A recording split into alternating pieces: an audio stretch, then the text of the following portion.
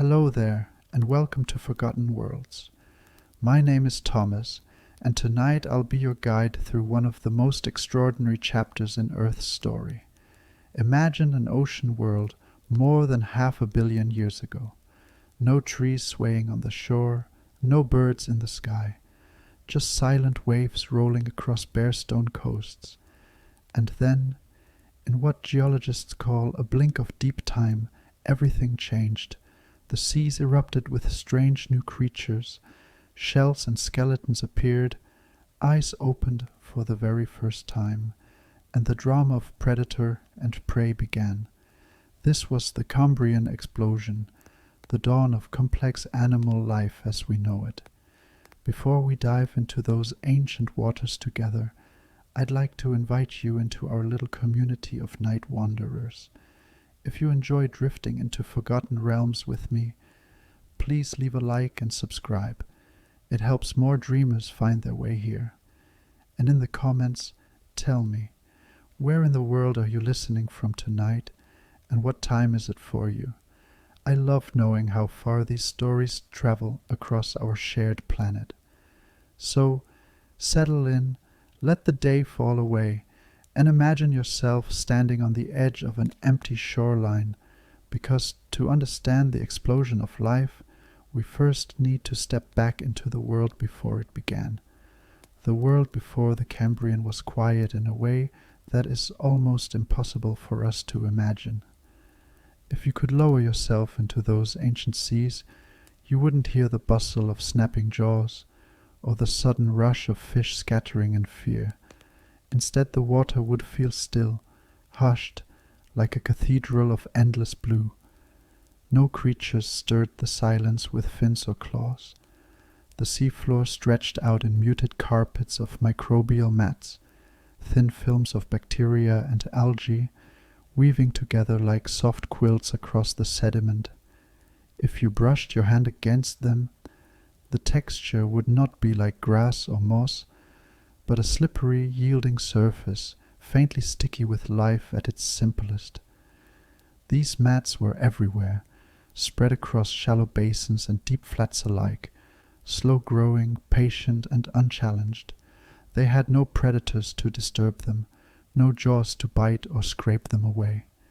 They were the rulers of that quiet ocean world, though they ruled without motion, without conflict, only persistence. Floating above, the water itself would have shimmered in shades unfamiliar to our eyes. Sunlight, pale and filtered through an atmosphere still learning to breathe oxygen, would scatter differently.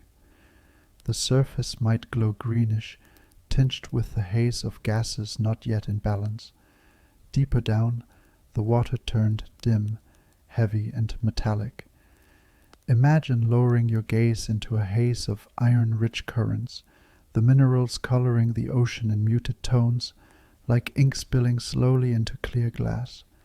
It was a sea alive with chemistry, more than with creatures. The inhabitants, if you could call them that, moved slowly, if at all. This was the Ediacaran period, the last act before the Cambrian curtain rose. Here lived organisms unlike anything today, shapes so alien that even scientists struggle to describe them. Some looked like fronds pressed into the sediment, flat and quilted like strange bedspreads laid across the sand. Others rose gently, like soft discs or pillows, their bodies imprinted with faint ridges that caught the dim light. These were the first large organisms to populate Earth's oceans, but they were not animals in the way we think of animals. They lacked mouths, eyes, and skeletons. They had no need to chase or flee. If you drifted near one, it wouldn't turn towards you. It would not swim or react, only remain anchored, absorbing nutrients from the water or harvesting faint sunlight through symbiotic microbes. Some may have pulsed softly with fluids moving through their bodies, but always in slow rhythms, like the rise and fall of breath in sleep. Their silence was not just the absence of noise, it was the absence of urgency, of competition.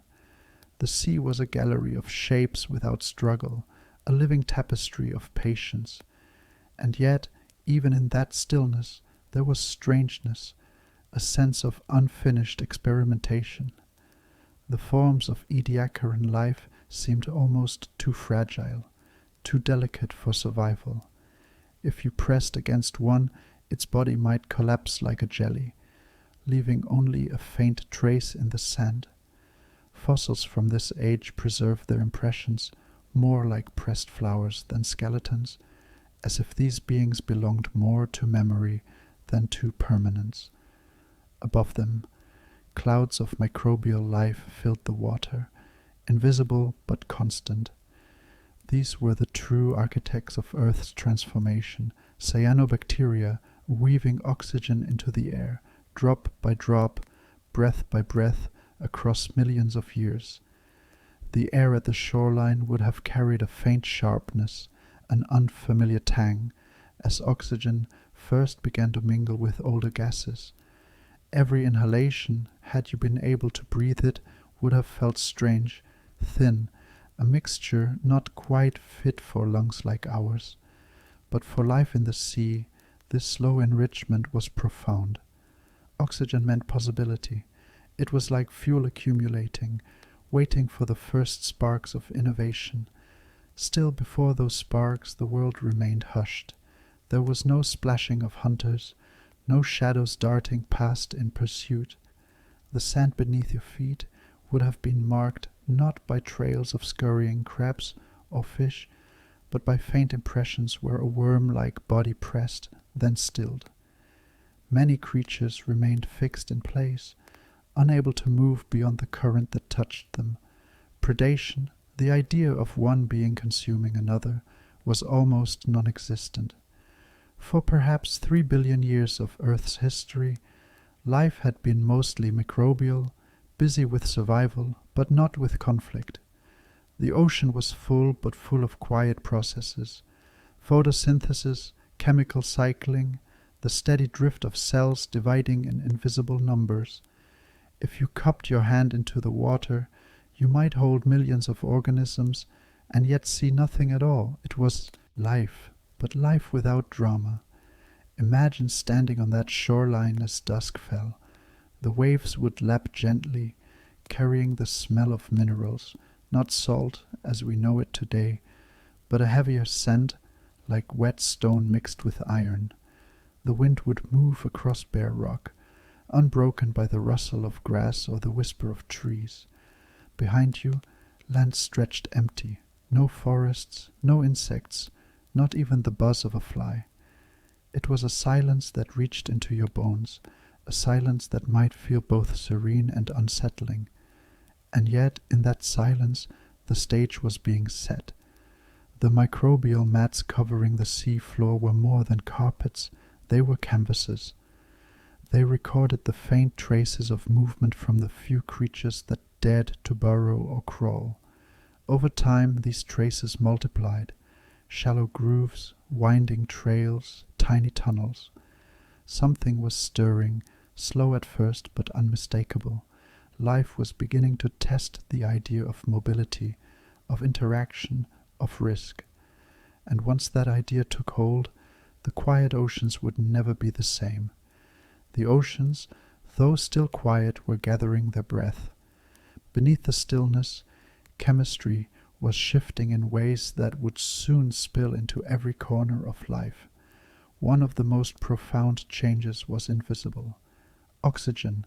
For billions of years, Earth's atmosphere had been thin, dominated by gases like methane and carbon dioxide. But slowly, through the quiet labor of cyanobacteria, oxygen began to accumulate in the water. Imagine drifting just below the surface on a clear day. Sunlight filters through, broken into ripples that shimmer against your skin. The water carries a faint sharpness in its taste, a subtle bite in the air, bubbles rising around you. That tang was oxygen, a new and restless element spreading like fire through the seas. At first it poisoned older life forms who had never known it, but for others it was fuel, a source of energy so powerful that it opened doors evolution had never walked through before. At the same time, the face of the planet itself was changing. Far beneath the waves, tectonic plates ground against one another, shuffling continents like pieces of an ancient puzzle. The supercontinents of the Proterozoic began to fracture, their vast masses breaking into smaller fragments. Where land pulled apart, shallow seas spilled in, sunlight reaching the sea floor in places that had once been dark. These new environments were fertile playgrounds, wide, warm, and oxygen-rich. Imagine standing on a barren coastline as the tide rolled out, revealing pools of water teeming with algae. Each pool was a nursery, offering space for life to try new shapes, new strategies. The world itself seemed to be creating laboratories for innovation. And then, in the quiet machinery of cells, something extraordinary happened. Genes, the long spirals of instruction passed from parent to offspring, acquired new tools. Among them were the Hox genes, a set of molecular switches that told a body how to shape itself. They were like a hidden orchestra, suddenly able to play more than one tune. With Hox genes, an organism could lay out a head and tail, limbs, segments, patterns that could repeat and vary. In the invisible language of DNA, complexity became possible. It is tempting to picture this as a moment, a sudden unlocking, but really it was a gathering of conditions. Oxygen to power movement, shallow seas to cradle it, genetic innovations to give it form. Perhaps Earth had reached a tipping point, a balance where energy, environment, and possibility aligned. If you could have listened closely in those seas, perhaps you might have heard it. Not yet the clash of predator and prey, but the faint stirring of potential. The sound of life quietly rehearsing its first great symphony. The Cambrian dawned not with fanfare, but with light, a soft golden light spilling across coastlines that looked barren to our eyes, yet brimmed with promise below their surface. The world was a canvas waiting for life to paint it. Shallow seas spread across the edges of the continents, warm and inviting, their waters calm enough for sunlight to sink deep. And in those beams of light, algae bloomed, coloring the waters in delicate shades of green and gold. If you had stood on the shore, the scene would have felt otherworldly. The air was thin and unfamiliar, carrying no scent of grass, no pollen, no hum of insects, only the dry tang of minerals and the faint briny taste of sea spray. Behind you stretched bare stone, cracked and raw, as if the land had only just cooled from fire. No forests to break the wind, no grasses to soften the ground, only silence, punctuated by the rhythm of waves. Ahead of you, the ocean stretched immense and glittering, hiding in its depths a quiet revolution. Step closer, and you might notice that the sea floor was not empty. The microbial mats that once lay undisturbed were now riddled with signs of movement. Tiny burrows crisscrossed the sand like delicate veins etched into the earth. Creatures had begun to stir, not just lying in place, but digging, crawling, reshaping the world grain by grain. Each burrow was a story, a trace of life refusing to remain still.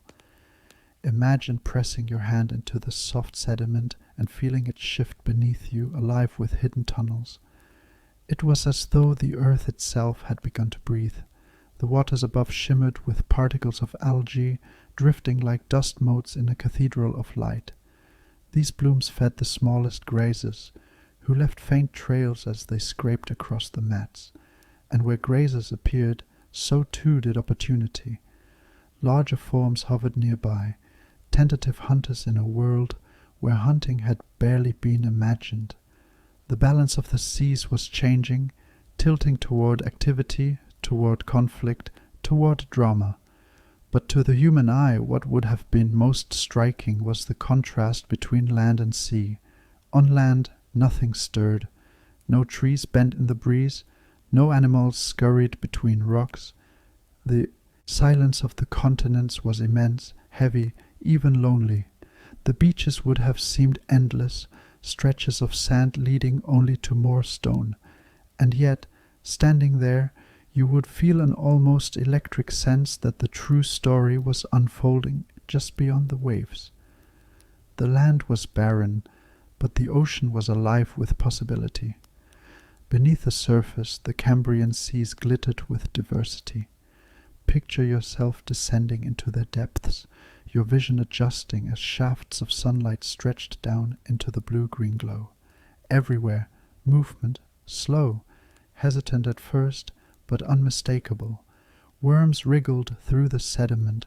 Small arthropods skidded across the seafloor, their segmented bodies glinting as they caught the light. Trilobites, armored and intricate, crept across the sand like living jewels, their eyes scanning for both food and danger. The microbial mats, once unbroken, were now transformed. They bore the scars of burrows and the pathways of countless feet. The sea floor had become a busy marketplace, every grain of sand turned and rearranged. If you closed your eyes, you might imagine hearing it, the faint scratching of legs, the quiet stirring of silt, the sound of an ecosystem waking from sleep. Above them floated clouds of plankton, feeding the water column with invisible abundance. These drifting forms were the quiet engine of the Cambrian world, capturing sunlight and turning it into life's currency, energy. Schools of tiny grazers pulsed through these clouds, shimmering as they caught the light like dust swirling in air. And for the first time in Earth's history, the possibility of predators rose with them. The reefs of this time were not like coral reefs today, yet they offered structure and shelter. Sponges grew in clusters, filtering water with patient rhythm. Algae encrusted rocks, creating habitats for small creatures to hide. In these underwater cities, life gathered, clung, and competed. Imagine drifting past a grove of sponges, their hollow bodies swaying, each one alive with currents and hidden guests. The scale was small, but the effect was immense, a three-dimensional world, layered and complex, where life could no longer exist in isolation. And above it all, the water shimmered with light, broken by ripples from the surface. Every sunrise painted the ocean in shifting hues, gold melting into blue, blue deepening into green. Every sunset set the water aflame, as though the seas themselves were glowing from within. The Cambrian landscape was not a place of noise, but of color, texture, and endless motion. Speculatively, to an observer, it would have felt like standing at the edge of two worlds. The land was empty, a silence so complete it bordered on eerie, but the sea was alive in ways that would have felt overwhelming, teeming with strange shapes, unfamiliar movements, and forms that seemed both alien and familiar. It was as though Earth had chosen to pour all its creativity into the oceans, leaving the continents as blank canvases for the future. The air above would have been clear, the horizon vast, unbroken by forests or mountains cloaked in green. Every sunrise would have lit a horizon shaped only by stone and water. No distant continents, no lines of trees, just one world, immense and whole beneath the same sky. The sound of waves breaking on empty shores would have been the only rhythm, and yet, beneath those waves, history's greatest story was unfolding. Quietly but unstoppably, the Cambrian seascape was a paradox, serene to the casual eye, yet chaotic in its details. Burrows spread through the sand like hidden roads. Creatures tested new ways of moving, scraping, filtering, hunting. The first eyes opened, gazing into a world that had never before been seen. In that moment, the ocean ceased to be a quiet chamber of patience and became something else entirely, a stage, and on that stage, life was ready to perform its first great act. Imagine yourself stepping out of the water after drifting in those Cambrian seas. The waves fall away at your back, their rhythm soft and ceaseless, and you stand barefoot upon a coastline that feels at once vast and strangely incomplete. The air is thinner than you are used to, cool and sharp, carrying the faint mineral tang of stone. You look around, and the silence of the land presses in. No trees stretch upward, no forests murmur with leaves. There are no birds to wheel overhead, no insects to hum in the heat of the afternoon. The land is bare, a quiet expanse of rock and sand shaped only by wind and time. If you press your palm to the ground, you feel its warmth, a heat absorbed from the sun and given back slowly, without the cooling touch of grass or shade. The air is empty of familiar smells. No resin of pine, no sweetness of flowers, no damp musk of soil. It is a world stripped down to its bones, and yet somehow still breathtaking. The beaches stretch farther than your eyes can follow, their surfaces unmarked by footprints. Not even the simplest trail cuts across the sand. No lizards bask. No scuttling crabs dart sideways. The shoreline is a border between silence and abundance. Above the tide, emptiness. Beneath it, a world overflowing. This duality defines the Cambrian earth. Barren continents paired with oceans that teem with invention. If you climb one of the stone ridges rising from the coast, the horizon feels unbroken, almost infinite. There are no distant forests to interrupt the view, no patchwork of meadows or rivers lined with reeds. Only plains of naked stone, perhaps tinged with streaks of iron red or grey-green minerals. Rain, when it comes, would strike with sudden force, washing over the hard earth in sheets before vanishing into cracks and gullies. Without roots to hold it, soil does not yet exist in the way you know it. There is nothing to soften the edges of the land. At night the silence becomes even deeper, with no creatures to sing, no frogs to croak or insects to call. The only sounds are wind brushing across stone and the steady pulse of waves. The stars above blaze undimmed by city lights or smoke, clearer and sharper than any sky you have ever seen. And the moon, closer then than it is now, casts its silver reflection across the empty beaches.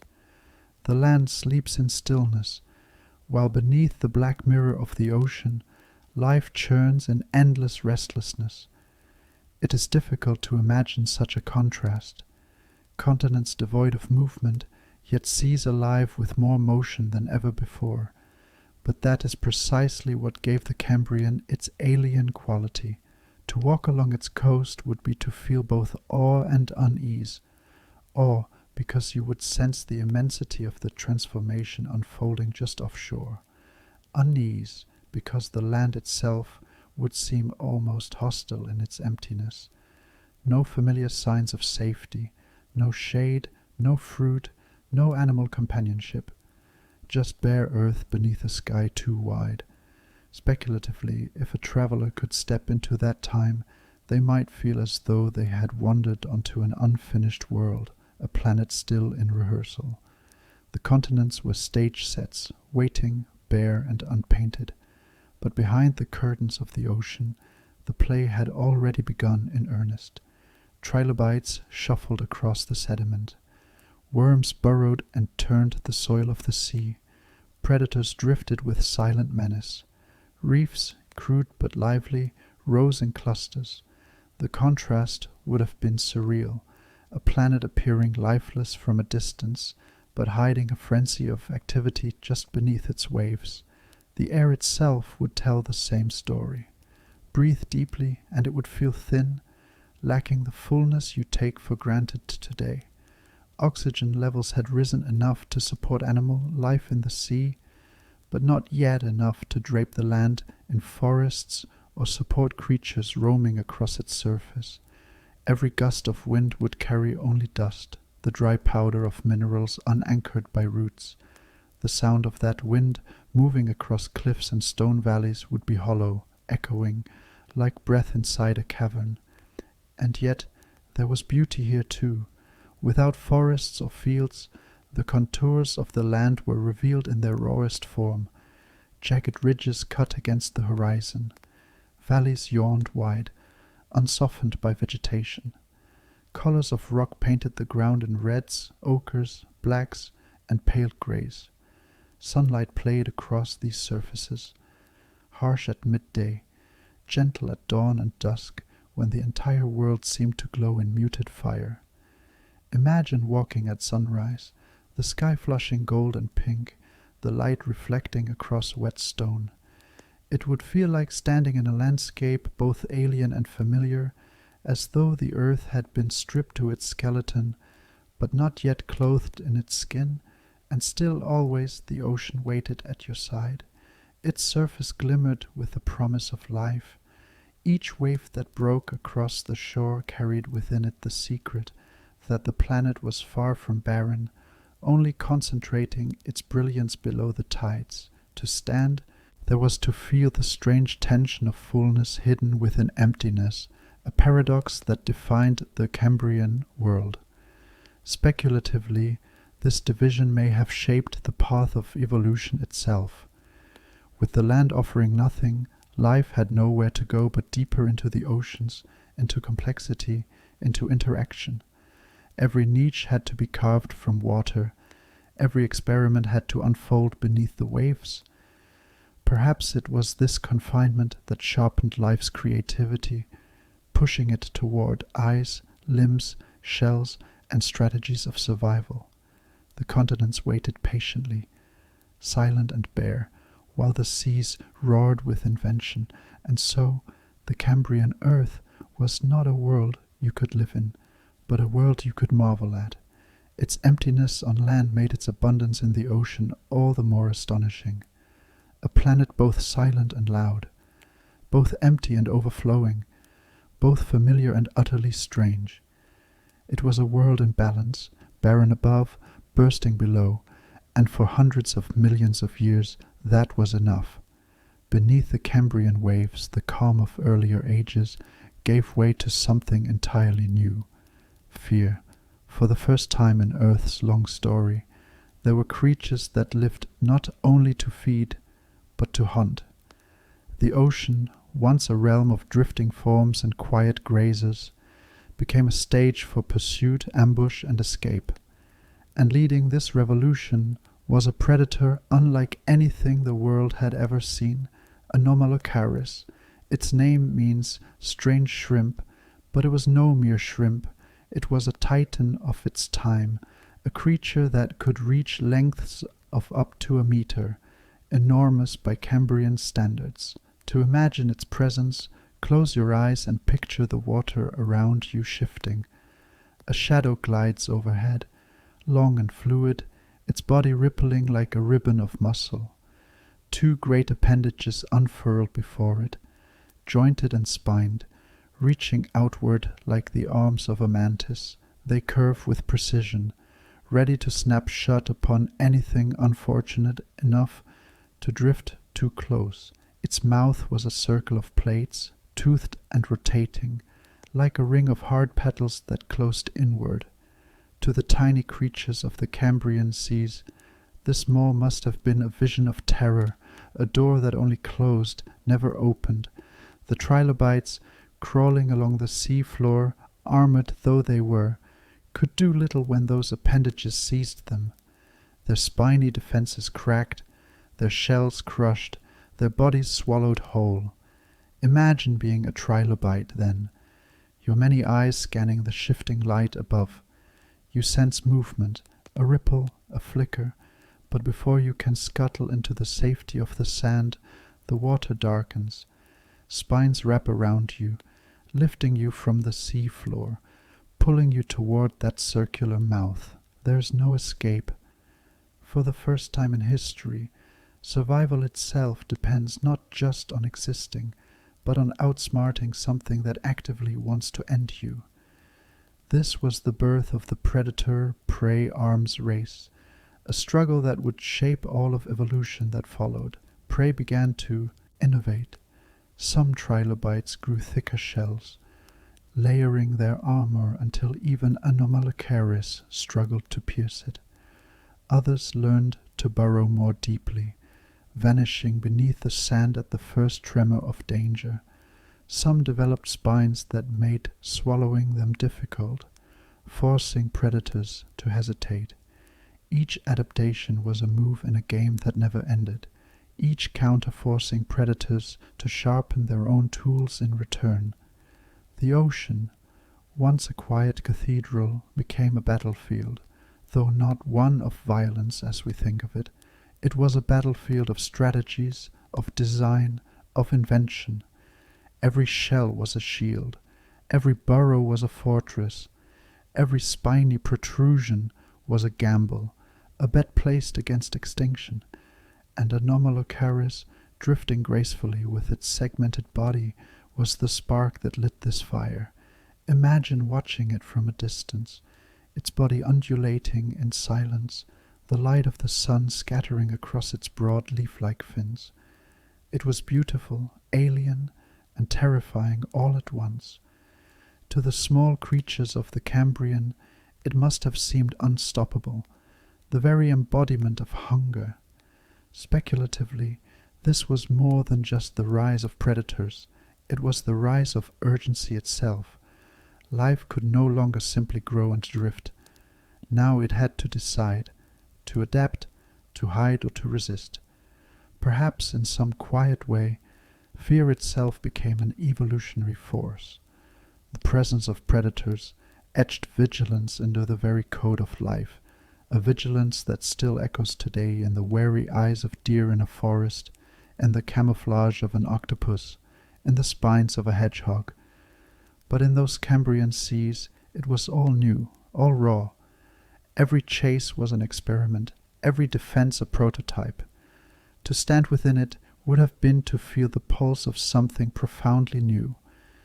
Ecosystems in motion, driven not just by sunlight and chemistry, but by the push and pull of conflict. The seafloor told the story in scars. Trilobites left broken shells, evidence of failed escapes. Burrows became deeper, more intricate, winding mazes meant to confuse attackers.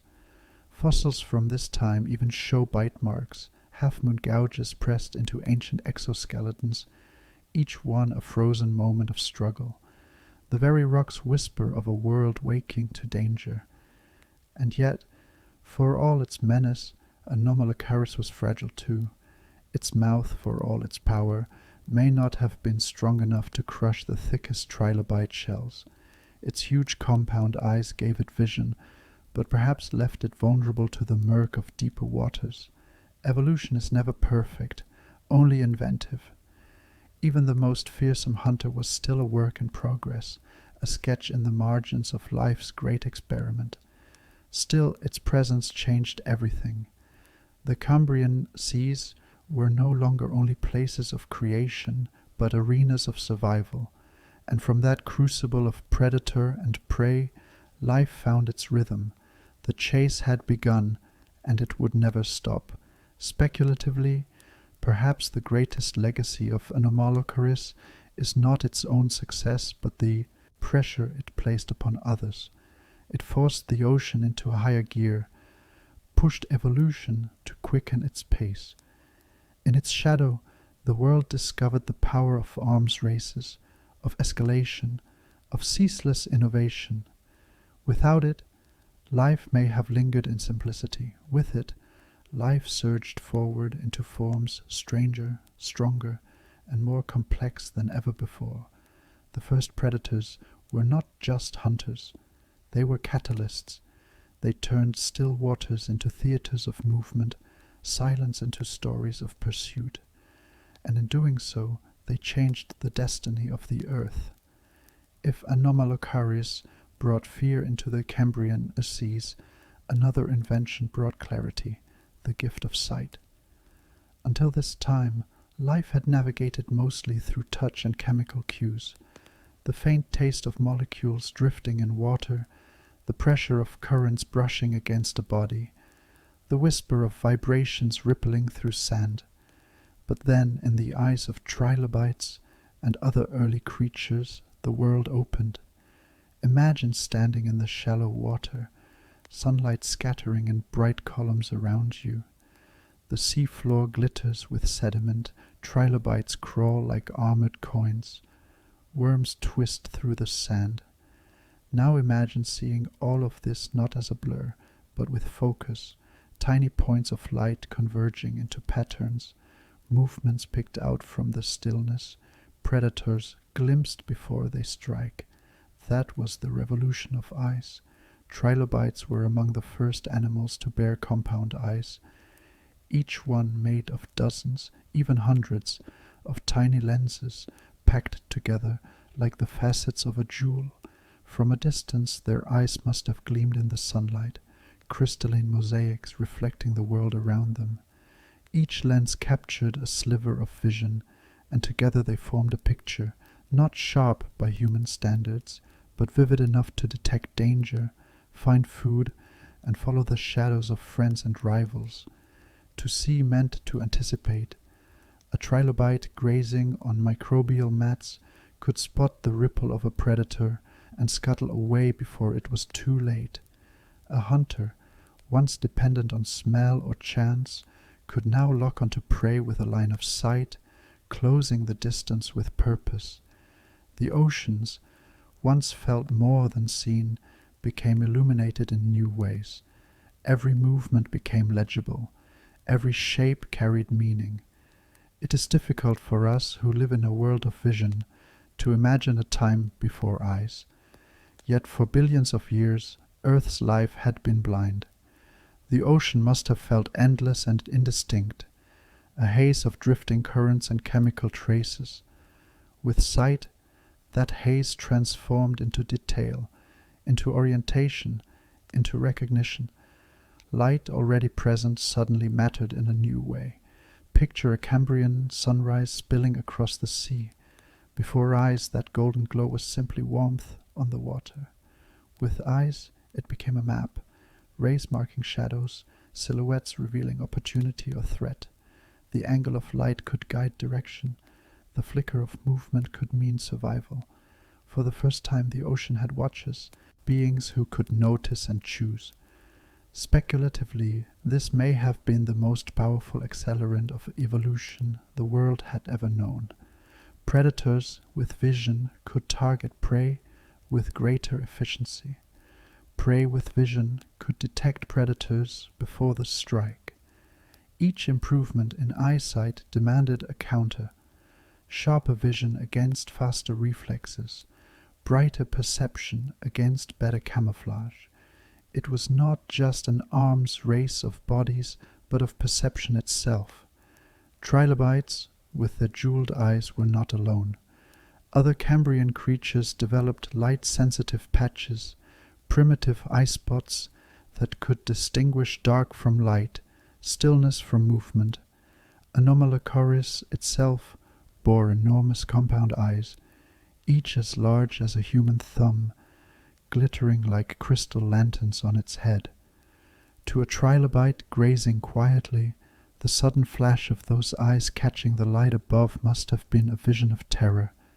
The ocean grew crowded with gazes. A trilobite could glance sideways and see not just shapes but the eyes of another staring back. Two creatures, once drifting blindly past one another, could now meet in recognition, intention, in pursuit. This simple exchange, I see you, you see me, transformed the ocean into a place of constant negotiation. Every shimmer of a fin, every twist of a body carried meaning. Sight also opened the way for color, though we can only speculate on how vivid that Cambrian world appeared. Did trilobites see the ocean in shimmering hues, the algae blooms painting the water in green and gold? Did predators shimmer with iridescence, their bodies flashing to confuse or dazzle prey? Or was the Cambrian world one of contrasts, light against shadow, motion against stillness? enough to shape survival, but not yet the tapestry of color we know today. Even sound, though not yet fully developed as it would be in later marine animals, found a new partner in sight. The faint vibrations of the water could now be paired with visual confirmation. A ripple could be followed with a gaze. A shadow could match the tremor of movement. The senses began to weave together, creating a fuller picture of the world. Imagine floating in those seas, your own senses tuned to this shift. You watch a trilobite pause suddenly, its crystalline eyes fixed on a shape drifting above. It scuttles into the sand, vanishing beneath the sediment just before a predator sweeps past. The drama is silent, but the tension is clear. In every gaze, in every glance, survival now played out like a story told in gestures of light. Speculatively, we might say that this was the dawn of awareness in a deeper sense. Not consciousness as we know it, but a recognition of the world beyond touch and chemistry. For the first time, life could see not just itself but the other, and in that recognition, perhaps something new stirred, the beginnings of strategy, of anticipation, of behavior shaped not just by instinct but by choice. The Cambrian seas were no longer blind corridors of drifting forms. They had become theaters of vision, crowded with watchers, each gaze a thread in the great web of survival. The predator-prey arms race, already fierce, became sharpened by this new dimension. To be seen was to risk. To remain unseen was to survive. Camouflage, burrowing, stillness, all became tactics. The ocean itself became a chessboard of eyes. Each move watched, each move answered. And so, in that ancient water, vision reshaped a destiny. Every flash of light mattered, every shadow carried weight, and with each new pair of eyes, the ocean grew more alive, more aware, more complex. The gift of sight was not just a tool, it was a turning point, a force that transformed the very texture of existence. With sight came recognition, and with recognition came flourishing.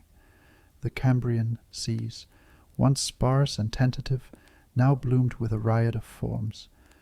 Nowhere was this more evident than in the trilobites, those armored pioneers who scuttled across the sea floor like jeweled wanderers of another age. Trilobites were among the first true icons of life.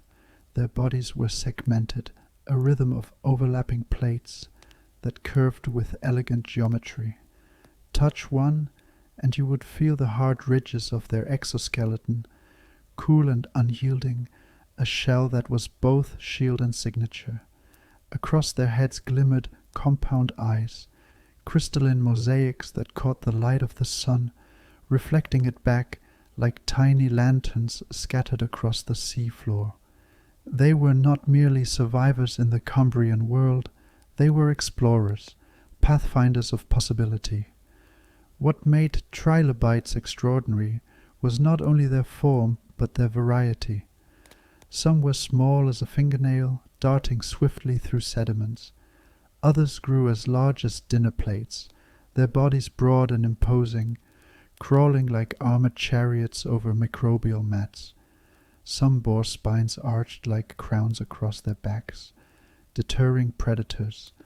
Others flattened themselves, hugging close to the sand, their wide forms perfect for hiding beneath the surface. In every niche of the Cambrian Ocean, trilobites found a way to belong. Picture the sea floor now, no longer a quiet carpet, but a bustling thoroughfare. Trilobites moved in slow processions, their many legs stirring the sediment into clouds of dust. Sponges rose from the sea floor like strange chimneys, filtering the water with patient rhythm.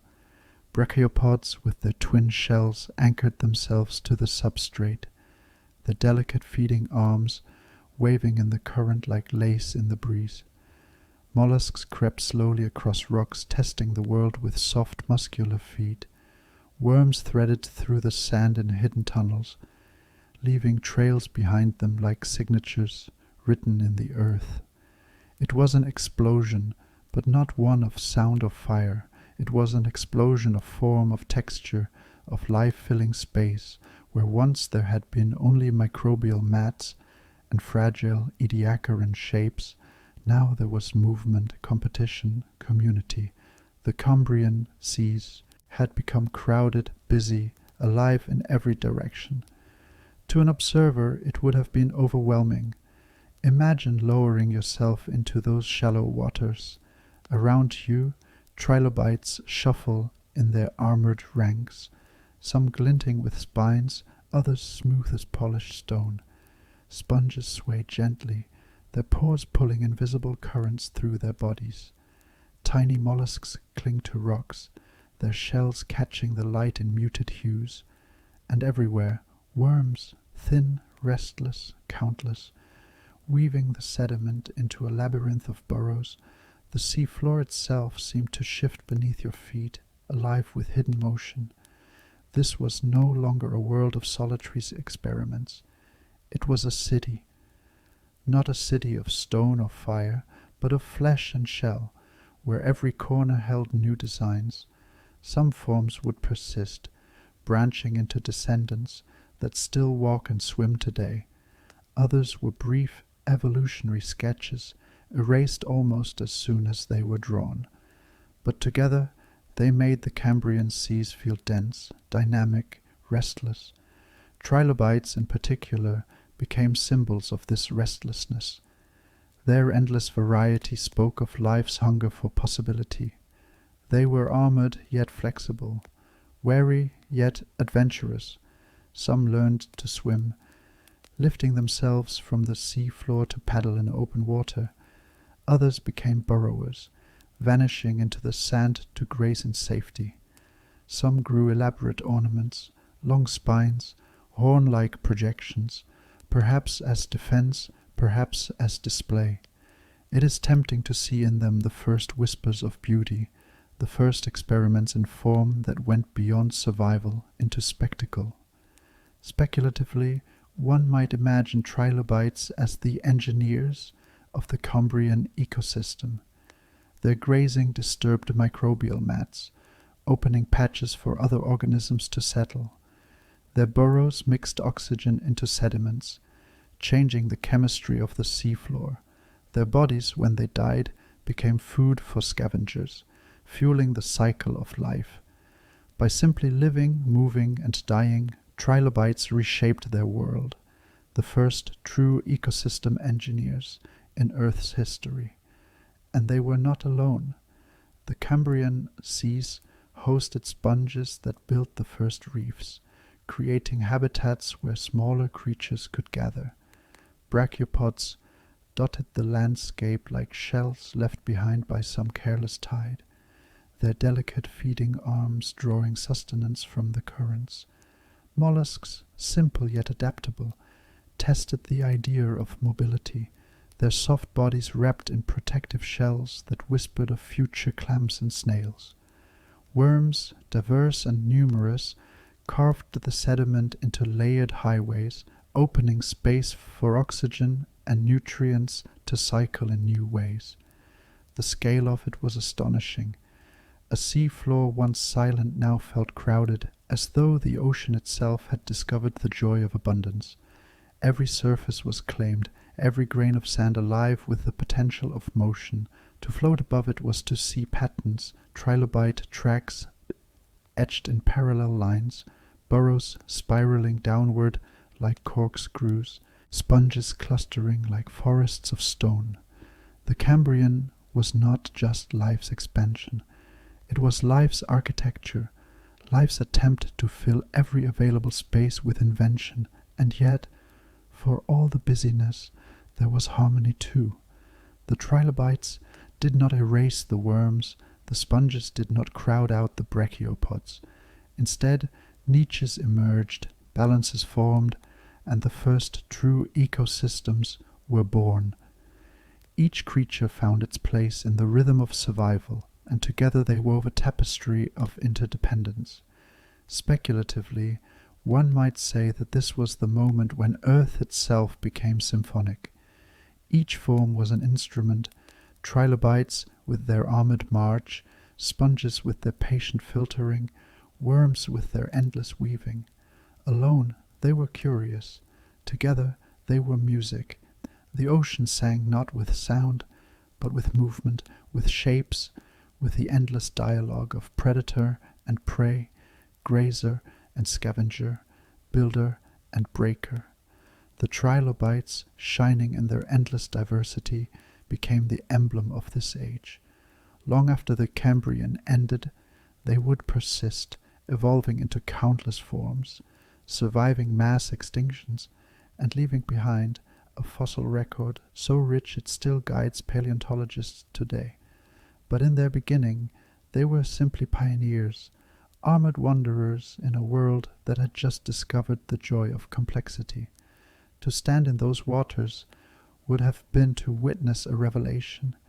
Every shell, every burrow, every armored plate was a declaration. Life had arrived, not tentatively, but with exuberance. The Cambrian Explosion was not just a chapter in Earth's history. It was the opening of a door, and trilobites were among the first to walk through it, carrying with them the promise of everything that would follow. In the midst of this Cambrian flourishing, another change unfolded, subtle at first, but destined to transform the very nature of life. Creatures began to wrap themselves in hardness. Fragile bodies that once drifted bare or soft now armored themselves in shells, spines, and skeletons. It was as if the ocean had suddenly discovered the language of stone, and life eagerly began to speak it. Imagine running your hand across the sea floor of this new world, where once you might have felt only the yielding texture of microbial mats. Now you would brush against the rigid curve of shells, the jagged tips of spines, the rough lattice work of skeletons. The Cambrian seas no longer felt soft, they felt fortified, armored, bristling with new inventions. For the creatures themselves, skeletons were nothing less than a revolution. A shell was a fortress, a place to retreat when predators loomed. A spine was a warning, a deterrent etched into the body itself. And a skeleton, whether internal or external, was more than protection. It was a framework, a structure upon which size and strength could grow. Where once bodies collapsed under their own weight, now they could stand firmer, grow larger, push into new forms. The trilobites, with their articulated armor, were among the most visible champions of this change. Their exoskeletons were not just shields, but records preserving the delicate ridges of their bodies in stone for us to find 500 million years later.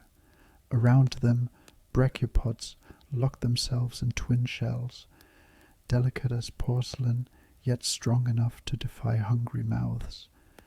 Mollusks experimented with spirals, wrapping themselves in coiled fortresses that offered both safety and beauty. Even sponges stiffened their bodies with tiny mineral spicules, turning softness into resilience.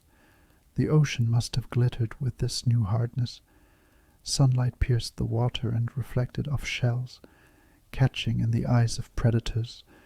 The sea floor shimmered with fragments, broken carapaces, discarded molds, shards of skeleton left behind like confetti from a celebration of survival. Every tide brought with it the soundless clash of armor meeting hunger, of shells resisting, sometimes breaking, sometimes enduring. Speculatively, one might imagine that this was more than defense. Skeletons unlocked new possibilities. With rigid bodies, creatures could anchor muscles, creating power for swimming, digging, or grasping. With shells, they could grow heavier, braver, less vulnerable to sudden strikes. With spines, they could signal danger before a predator ever dared to bite. And beyond survival, these structures offered the possibility of interaction. a trilobite recognizing another by the curve of its armor, a predator learning which shell was worth the effort to crush. Skeletons became a language of form, communication written into the body, and perhaps most profoundly, skeletons gave life memory. Before this age, the record of existence was faint, written only in impressions, soft outlines preserved by chance.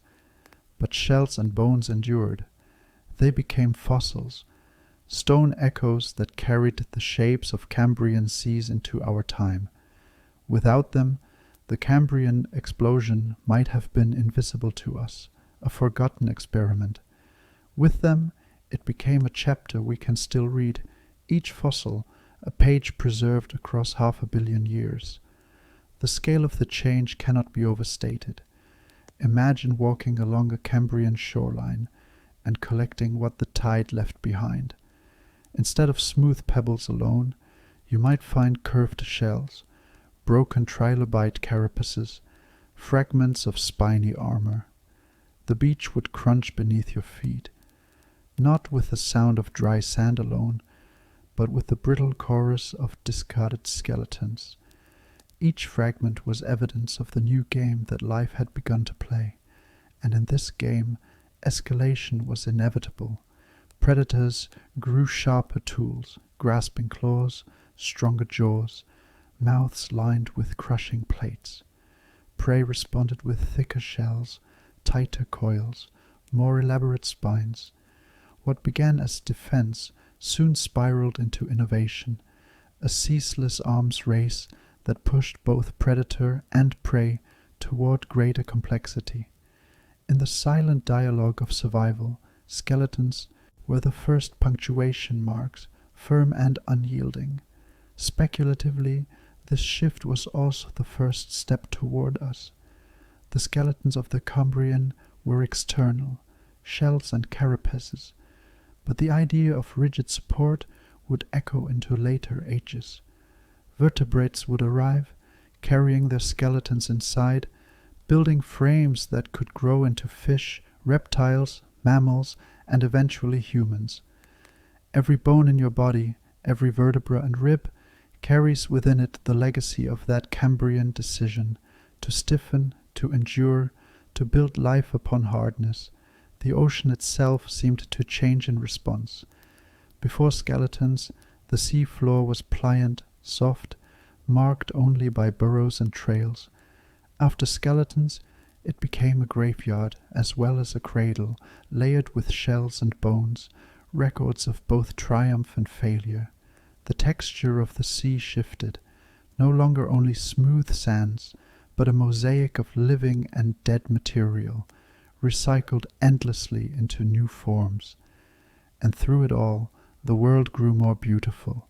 Picture a reef of the Cambrian seas, sponges rising in clusters, brachiopods clinging like pearls, trilobites crawling between them, their shells gleaming in the filtered light.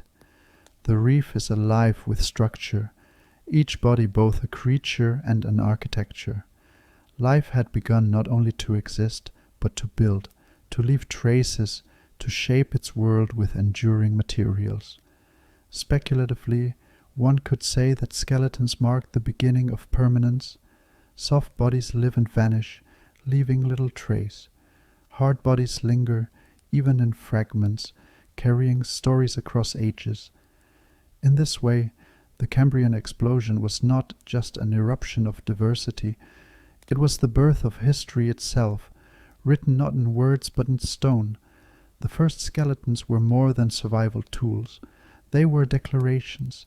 They said, "We are here, we are strong, we will not vanish so easily," and through their echoes we know they were right. If trilobites and shells were the sturdy foundations of Cambrian seas, the rest of the ocean was a gallery of imagination. This was an age when evolution seemed unrestrained, sketching creatures in every direction, testing ideas as though the planet itself were dreaming in real time. Many of these experiments would not last. Their lineages ended abruptly. leaving behind only fossils and questions. But for a brief moment they filled the ocean with wonder, oddities that stretched the very definition of what it meant to be alive. Take Opabinia, for example, one of the most peculiar creatures ever to swim across the earth. Imagine drifting just above the sea floor and seeing it glide past. Its body rippled with lobes like the segments of a ribbon, each moving in delicate rhythm. At its front extended a long flexible trunk ending in a claw-like structure, perfect for snatching prey from the sand. And above this strange proboscis, 5 eyes perched on stalks, scanning in all directions. 5 eyes, not 2.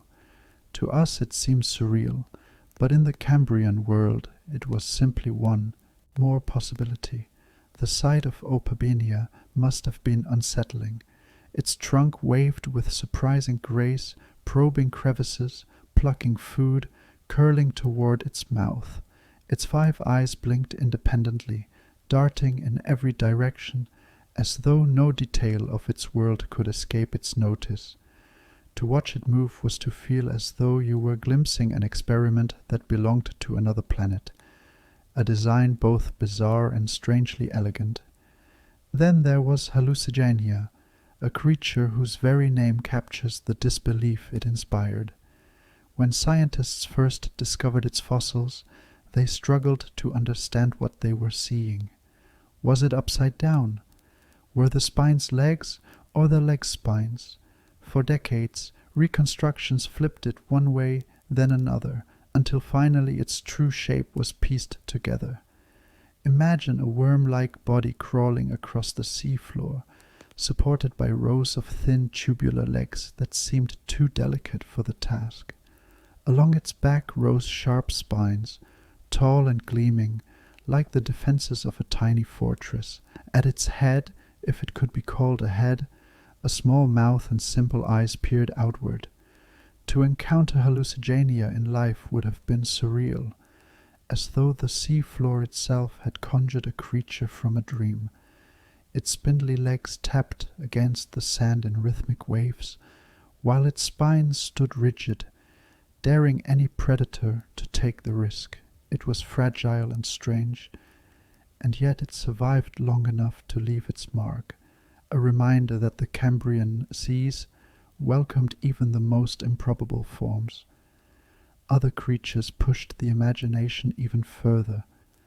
Wiwaxia, for instance, was covered in scales and long spines, resembling a living pincushion drifting slowly across the seafloor. Dinomitius stood like a stalk, rooted in the sediment, its cup-shaped body opening like a flower to filter food from the water. Nectocaris swam with fins along its body, its large eyes gleaming, a form so unusual it baffled researchers for decades. Each of these designs feels like a question asked by evolution. What if life could look like this? Speculatively, the Cambrian was life's great prototype phase. It was as though the ocean were a workshop, filled with sketches and models, each tested against the reality of survival. Some designs thrived and persisted, refined across millions of years. Others faltered and vanished, their experiments closed but not forgotten, because fossils preserved their brief existence. For us, looking back, these creatures feel like fragments of dreams, visions of alternate worlds that might have been had history chosen differently. Imagine walking along a Cambrian reef, if such a thing were possible. Around you, trilobites scuttle, sponges filter, worms burrow, but then you glimpse Opabinia, its 5 eyes glinting as its trunk probes the sand. Beside it, Hallucigenia shuffles along, its spines bristling, its thin legs tapping lightly on the sediment. A Wiwaxia glides past, its body glittering with armored scales, while a stalk of Dinomitius sways gently in the current, its cup opening and closing like a living blossom. It would be a world at once vibrant and unsettling, a menagerie of possibilities, where every turn reveals something new, something unclassifiable. The oddities of the Cambrian remind us that evolution does not always follow straight paths. It meanders, experiments, creates forms that may never last but still shape the story of life. Some of these creatures left no descendants, their lineages extinguished like sparks against the vastness of time. Yet others carried forward traits that would reappear in later ages: spines, limbs, eyes, shells, refined and repurposed in new contexts. Speculatively, we might wonder, what if some of these oddities had endured? What if Opabinia's lineage had survived and flourished? Would our oceans today be filled with five-eyed creatures wielding flexible trunks? What if Hallucigenia had not vanished, but had given rise to new forms, its spines evolving into defenses still carried today? The Cambrian was a crossroads, and many of its paths ended quickly, but they remind us that the history of life could have been unimaginably different, and yet there is beauty in their strangeness. Each oddity carries a reminder that life is not bound to symmetry, to familiarity, to comfort. It is bound only to possibility. The Cambrian seas were alive with that possibility, with forms that challenged the imagination and forced it to stretch beyond what seemed reasonable. To drift through those waters would have been to step into a gallery of the impossible made real. The oddities may not have lasted, but they were not failures. They were attempts. They were the first drafts of ideas that would echo through time. Their fossils whisper of an age when the world was bold enough to try everything, to test every shape, to see what life could be. And in those whispers we hear a truth, that our own existence is built not only on the survivors, but on the experiments that came before. The Cambrian oddities remind us that evolution is not a straight line, but a field of stars. Some burn bright and vanish, others linger and shape the night. Together they make the sky whole, and in the oceans 500 million years ago, together they made the world strange, beautiful, and new. In every age of life, brilliance has walked hand in hand with disappearance. The Cambrian, for all its flourishing, was no exception. For every creature that carved its way into the lineage of the future, there were others that shone briefly and vanished, leaving only whispers pressed into stone. The seas of that time were crowded with experiments, but not all experiments endure. Imagine drifting along a Cambrian reef, gazing at the strange procession of bodies moving across the seafloor. Some, like trilobites, look sturdy, their forms practical and enduring. Others, like Opabinia, with its 5 eyes and questing trunk, or Hallucigenia, with its spiny, surreal body, appear less certain, beautiful, bizarre but fragile, as though evolution were still sketching possibilities, testing which shapes could stand the test of time. To live in that world was to inhabit a great experiment, and the outcome was not guaranteed. Some body plans proved resilient, branching into families that would one day populate forests, rivers, and skies. Arthropods, with their jointed limbs and exoskeletons, carried forward into trilobites, crustaceans, insects, and spiders. Mollusks refined their shells into clams, squids, and snails. Chordates, barely beginning as soft-bodied ancestors with simple notochords, would one day rise into fish, reptiles, birds, and mammals. These survivors carried with them the architecture of the future. Others, no less wondrous, left no heirs. Dinomischus, with its flower-like stalk, did not seed the forests of later ages. Vivaxia, glittering with scales and spines, faded without legacy. Opabinia, despite its strange grace, was a closed chapter, a design that belonged only to the Cambrian dream. Each extinction was an erasure, a path not taken, a world that could have been but never was. Speculatively, One cannot help but wonder what Earth would look like if those vanished creatures had endured. Imagine an ocean today, still ruled by Opabinia, its 5 eyes glinting in the sunlit shallows, its trunks probing the sand like living snorkels. Picture reefs bristling not with coral, but with forests of Denomycius, their cup-shaped bodies swaying like blossoms under the currents, or beaches littered not with shells of clams and snails, but with the armored scales of Wiwaxia, shining like scattered jewels, the familiar world we know of fish darting through coral, of crabs clambering over rocks, could have been utterly alien, shaped by survivors that never were. Yet extinction is not simply absence, it is a sculptor.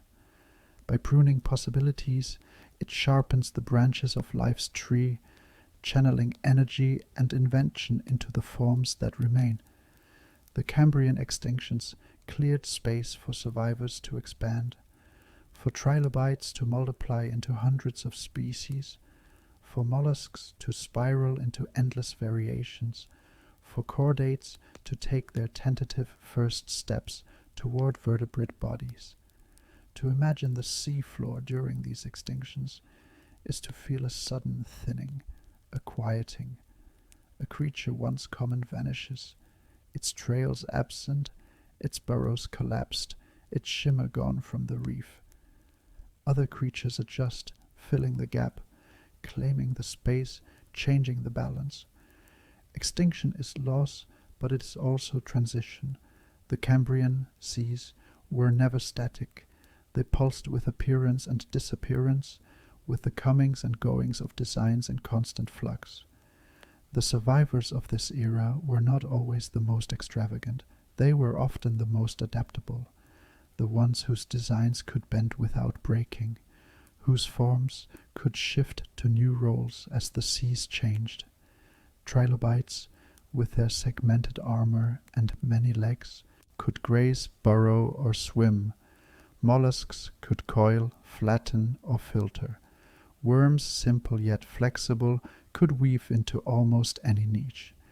These creatures were not the strangest, but they were steady, and in their steadiness they carried the Cambrian spirit forward into ages yet to come. Speculatively, survival may not have favored the boldest shapes, but the ones that balanced novelty with resilience. Life was willing to experiment. 5 eyes, spiny bodies, flower-like filters, but only some experiments could endure the shifting currents of chemistry, climate, and predation. The survivors were those whose innovations aligned not only with possibility, but with persistence. And yet, even the vanished left their mark. Fossils of hallucigenia remind us that evolution once dared to place legs where no legs should be, spines where none were needed. Opabinia shows us that vision need not be limited to pairs of eyes, that trunks and claws can merge into improbable tools. Wiwaxia teaches that armor can be art as well as shield. These creatures, though gone, expand the horizon of our imagination, reminding us that life is not bound to the familiar. The Cambrian was a moment of both abundance and fragility. It filled the oceans with possibility, then erased many of those possibilities almost as quickly. But in doing so, it shaped the destiny of our world. Without those extinctions, without those experiments pruned away, we might not exist at all. We are the children of survivors, descendants of the body plans that proved enduring, adaptable, timeless. Still, there is a kind of poetry in imagining the world that might have been, a world where forests of Denomycius rise from the seabed like undersea meadows, a world where Opabinia is as common as crabs, scuttling across tide pools with its 5 unblinking eyes, a world where the oddities did not vanish but became the foundation of future ages. That world exists only in dreams, in fossils, in the quiet stone pages of Earth's memory. But for a time, 500 million years ago, it was real, and it was wondrous. Beneath the surface of the Cambrian seas, a quieter revolution unfolded, one not of armor or spines, but of digging. For billions of years before this, the sea floor had been coated with microbial mats, thick layers of living film that covered the sediment like blankets. These mats were stable, undisturbed, and ancient. To touch them would have been like pressing your palm against a slick rubbery surface, a patchwork of bacteria holding fast to the sand. They sealed the seabed in stillness, creating a flat world with little depth, little oxygen below. But now creatures began to move through them. Worms wriggled into the mats, pushing their bodies through the sediment like threads weaving into fabric. Tiny arthropods scuttled and dug, their limbs clawing through grains of sand, breaking the seal. Burrows spread like veins, narrow tunnels branching and connecting, tiny caverns carved into what had once been solid microbial carpets. Imagine lowering your hand into the sediment. Instead of smooth resistance, you'd feel the shifting give of tunnels, the faint collapse of a chamber, the living movement of creatures beneath your touch. The seafloor was no longer a flat surface. It was alive with depth, honeycombed with passageways. Each burrow brought oxygen down where it had never reached before, stirring the chemistry of the seabed, unlocking new possibilities. This digging did more than reshape the ground. It remade the ecosystem. Oxygenated sediments allowed new microbes to thrive, different from the ones that had ruled the mats. Nutrients were stirred up, recycled, made available to grazers and scavengers. Hidden chambers provided shelter for small creatures, places to hide from predators, places to lay eggs or rest. The simple act of burrowing transformed the sea floor into a layered world, where life could exist not only above the sand but within it. The effect rippled outward. Microbial mats, once smooth and uninterrupted, began to fragment, riddled with holes and scars. Grazers scraped at the mats from above, worms churned them from below, arthropods dragged particles into their tunnels. Slowly the mats thinned, retreating, replaced by sediments in constant motion. The sea floor that had once been sealed and static became dynamic, a restless surface always changing under the influence of life. Speculatively, one could say this was Earth's first act of engineering, not by conscious design, but by instinctive motion. Worms and arthropods were not architects, yet their digging restructured entire ecosystems. By breaking mats, they broke the old order, paving the way for complexity. By oxygenating the seabed, they expanded the habitable world, turning a thin surface into a deep, rich environment. Every tunnel dug was an act of transformation, a small gesture that reshaped the chemistry and biology of the planet. Picture drifting just above such a seabed. You see faint clouds of silt rising where a worm wriggles just beneath the surface. Trails of arthropods etch the sand, winding like calligraphy. The mats, once seamless, now look tattered, their surfaces patched with burrow openings, their edges peeling back to reveal the shifting layers below. The seabed seems to breathe, exhaling tiny plumes, inhaling the currents of oxygen that trickled down. The sound of this transformation would not be loud, not the clash of shells or the strike of predators, but subtle, like the faint rustling of paper, the whisper of sand disturbed grain by grain. To float there was to hear the earth itself turning, stirred not by tides alone, but by the creatures within it. This quiet engineering had consequences that echoed far beyond the Cambrian. It laid the groundwork for the complex ecosystems of later ages. By stirring oxygen into the sediments, burrowers created habitats for new kinds of bacteria, which in turn supported higher forms of life. By breaking microbial mats, they removed the barriers that had sealed the sea floor, opening it to circulation, interaction, and exchange. They made the ocean floor not a static backdrop, but a stage where new dramas could unfold. Speculatively, without burrowing, the Cambrian explosion might have faltered. Predators and prey above the mats depended on the richness below, on nutrients stirred by worms, on habitats shaped by tunnels. The energy of the ocean flowed not only through sunlight and algae, but through the hidden work of those who dug, unseen yet essential.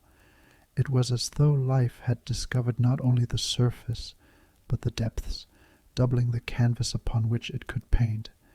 And this discovery, humble though it seemed, marked the beginning of ecological complexity. Food webs became layered, surface grazers feeding on mats, burrowers recycling detritus, predators hunting both above and within the sediment. The seafloor became an intricate city, its inhabitants building and reshaping their own environment with every movement. Imagine a trilobite scuttling across this world. Beneath its armored legs the ground shifts slightly, hollow with burrows. As it grazes, a worm breaks through the surface beside it, curling briefly before retreating back into its tunnel. An arthropod emerges from a burrow, dragging particles behind it, vanishing into the shadows. The trilobite pauses, antennae twitching before continuing on. It is no longer a world of flatness and silence. It is a layered, bustling neighborhood, alive in every dimension. Speculatively, this was life's first lesson in engineering, that to survive was not only to adapt to the world, but to change it. By burrowing, worms and arthropods altered currents, chemistry, and communities. They did not simply live in their world, they remade it, grain by grain, tunnel by tunnel, and in that remaking, they unlocked possibilities that still shape ecosystems today. The churning of soil by earthworms, the reefs built by corals, the burrows dug by crabs and rodents. All of it began here, in the quiet persistence of Cambrian burrowers. The sea floor, once flat, became textured. Once sealed, it became porous. Once silent, it became alive with hidden whispers. This was no less revolutionary than the rise of predators or the invention of ice. It was the moment when life began to engineer its own environment, to create not just bodies, but worlds. The Cambrian world was no longer simple. The seas that had once been still, draped in the quiet patience of microbial mats, now shimmered with layers of interaction. It was as though the planet itself had shifted gears, accelerating from a whisper to a chorus. In the space of a geological blink, life had not only multiplied, but had woven itself into networks, predators chasing prey, grazers reshaping mats, burrowers turning the seabed, and reefs rising like fortresses of cooperation. Imagine drifting in those waters as a silent observer. Around you, colors flicker, not in the vivid hues of modern coral reefs, but in the metallic sheen of trilobite shells, the translucent bodies of worms, the faint shimmer of sponges filtering sunlight-dappled water. The scene is alive not only with individuals, but with relationships. Every motion has a response, every shadow has a watcher, every graze, every burrow, every strike is tied to another, forming patterns as intricate as constellations across the night sky. The predator-prey dynamic was the heartbeat of this revolution. Before, life existed largely without fear. Now fear itself became a shaping force. The swift glide of Anomalocaris above the sea floor sent trilobites scurrying, their armored legs scrambling for safety. Burrowers vanished into sediment at the faintest ripple of movement. Spines grew sharper, shells grew thicker. Predators adapted in turn, honing their speed, their senses, their weapons. The ocean was no longer a passive backdrop. It was an arena where survival meant adaptation, and adaptation meant change. Sight, too, transformed this world. The compound eyes of trilobites caught glints of movement, turning the ocean into a place of awareness. Anomalocaris, with its enormous crystalline eyes, hunted not by chance but by choice, tracking prey through the shifting currents of light. This was more than survival. It was the invention of recognition. Creatures could see each other, respond to each other, anticipate each other. The ocean was not blind instinct alone. It had become a place of perception, where awareness shaped behavior. Skeletons added another layer. Hard bodies armored against attacks, but they also gave structure, strength, permanence. With skeletons, animals could grow larger, defend themselves more effectively, and leave fossils that still speak across the eons. The seafloor glittered with fragments of shells, broken armor, discarded molds. Each shard was evidence of struggle, of interaction, of a world no longer static but endlessly dynamic. And beneath it all, the burrowers worked, worms and arthropods, churning sediment, pulling oxygen downward, opening habitats for new microbes and scavengers. Their quiet labor reshaped chemistry itself, turning the seabed from a sealed mat into a porous, oxygenated realm. It was life engineering life's own stage, building not just bodies, but the conditions for complexity to thrive. Speculatively, one could say that this was the first ecology, not simply life, but interwoven life. A web rather than a list. The Cambrian Explosion was not just an expansion in numbers of forms. It was the moment when the fabric of interaction was woven, when energy flowed through food webs, when balance and imbalance began to matter. The ocean was no longer only a gallery of creatures, it was a system, alive with exchanges. Picture a single moment on the Cambrian seafloor. A trilobite grazes on algae, scraping gently at the sediment. A worm wriggles nearby, stirring oxygen into the sand. Above them shadows shift as Anomalocaris glides past, its eyes fixed on movement below. The trilobite senses the ripple and darts into a burrow. The worm twists deeper, and the predator moves on, hungrier but still searching. Around them, sponges filter the water, brachiopods wave their feeding arms, plankton drift in silent clouds. Each creature, small though it seems, is tied to the others, part of a living web that pulses with unseen threads. The Cambrian was not merely an explosion of life, it was the invention of interaction. For the first time, survival was not just about enduring the environment, but about navigating the presence of others. Life had to think, in whatever way early nervous systems allowed, about strategies, about responses, about choices. Stay still or move, burrow or flee, graze here or there, hunt now or wait. These decisions, simple though they seem, were the seeds of behavior, of complexity that would ripple forward through time. Speculatively, perhaps this was the true turning point. Not the armor, not the eyes, not even the predators, but the relationships between them. The invisible ties that bound grazer to predator, scavenger to carrion, burrower to sediment, reef builder to community. Ecology itself was born here, 500 million years ago, in the quiet yet tumultuous waters of the Cambrian seas. The oceans became layered not only in depth, but in meaning. To drift above them was to witness a tapestry in motion, each thread pulling against the others, each pattern forming and dissolving. The riot of color and activity was not random. It was ordered by relationships, by cycles, by balances. Light fed algae, algae fed grazers, grazers fed predators, predators fed scavengers, and the cycle began again. The Cambrian world was alive in ways that echoed forward into every forest, every savanna, every coral reef of today. And yet, for all its complexity, it was still new, still fragile. The web was just beginning, its threads thin, its patterns shifting. But in those early knots and ties, the foundation of our world was set. The Cambrian was not just the dawn of animals, it was the dawn of systems.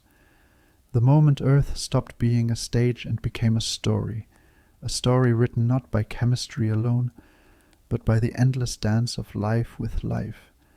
Speculatively, perhaps the greatest legacy of this revolution is that we still live within it. Every ecosystem today, the rainforest buzzing with insects, the coral reef glowing with color, the grassland trembling with herds, is a continuation of the Cambrian invention. The web of life, the ties of predator and prey, the balance of grazers and builders, all of it traces back to those ancient seas. To close your eyes and listen to the hush of waves is to hear the echo of that first revolution, when silence gave way to complexity and the earth truly awoke. As the Cambrian seas grew richer, something extraordinary began to take shape upon their shallow continental shelves. Life, once drifting loosely or crawling alone across the sand, began to gather and build. Sponges, algae, and early coral-like organisms raised themselves upward layer upon layer, forming the first reef systems the world had ever known. These were not the dazzling coral gardens we might picture today, glowing with fish and bursting with color. Instead, they were simpler yet still magnificent, forests of sponge towers, knobby mounds of algae, and skeletal frameworks of early reef builders. They rose from the sea floor like strange stone citadels, catching sunlight that filtered down in pale shafts of green and gold. Imagine swimming through one of these Cambrian reefs. The water is warm, almost silky against the skin. Columns of sponges stretch upward, their porous walls filtering the currents with patient rhythm. Between them lie winding corridors and hidden alcoves, each sheltering small creatures that dart, crawl, or cling to the surfaces. The reef hums not with sound but with motion, a silent metropolis alive with countless inhabitants. For trilobites, these reefs were both marketplace and fortress. Some species scuttled along the reef walls, grazing on algae that coated the stone. Others used the nooks and crannies as hiding places, ducking into shadows when predators glided past. Their armored bodies glinted in the shifting light, like living coins scattered across the city streets. Brachiopods clung tightly to the reef face, their shells opening and closing as feathery arms filtered particles from the current. Worms wriggled through narrow passages, weaving tunnels between sponge columns, their bodies brushing against the sandy walls. Tiny arthropods scurried across surfaces, quick as whispers, stealing morsels wherever they could. Each niche of the reef was occupied, each surface claimed by some small tenant. To the eye of an observer, the reef would seem both alien and familiar. Its scale and bustle echo the cities we know today. Here were avenues formed by sponge towers, courtyards hidden within coral-like mounds, skylines rising and falling with the contours of the sea floor. The reef was more than a collection of creatures. It was a structure, a framework that multiplied life by offering shelter, complexity, and possibility. Speculatively, these reefs were Earth's first cities, not built by design, but assembled by biology. Each sponge, each coral-like builder, simply grew toward the light, anchoring itself in sediment. Yet together they created something larger, a community, a system, an architecture of living stone. Their walls sheltered grazers, Their crevices hid prey, their towers slowed currents so particles could settle and feed scavengers below. They turned empty seafloor into bustling neighborhoods, each teeming with activity. The sensory experience of drifting through such a reef would have been overwhelming. Light fractured through the sponge walls, casting latticework shadows across the sand. Particles drifted in the water like dust motes in a sunbeam, catching the eyes of tiny filter feeders. The texture of the reef was rough and porous, a surface that rasped beneath touch, alive with growth. The water carried a faint tang, rich with oxygen, stirred by the constant filtering of its inhabitants. To linger there was to be inside a living machine, every pore, every crevice, every chamber part of a greater whole. Predators patrolled these reefs as well, drawn to the abundance. Anomalocaris glided between sponge towers, its great eyes scanning the shadows for trilobites or worms. Smaller hunters probed the crevices, darting after arthropods that strayed too far from cover. The reef was no sanctuary of peace. It was a stage of constant tension, a city alive with both creation and conflict. Speculatively, perhaps these reefs were the first places where life learned the strength of community. In the open sand, a creature was alone, exposed at the mercy of speed and armor. In the reef, survival was shaped by togetherness, by walls that sheltered many, by networks of tunnels that allowed the small to thrive, by the sheer density of life that discouraged predators from striking blindly.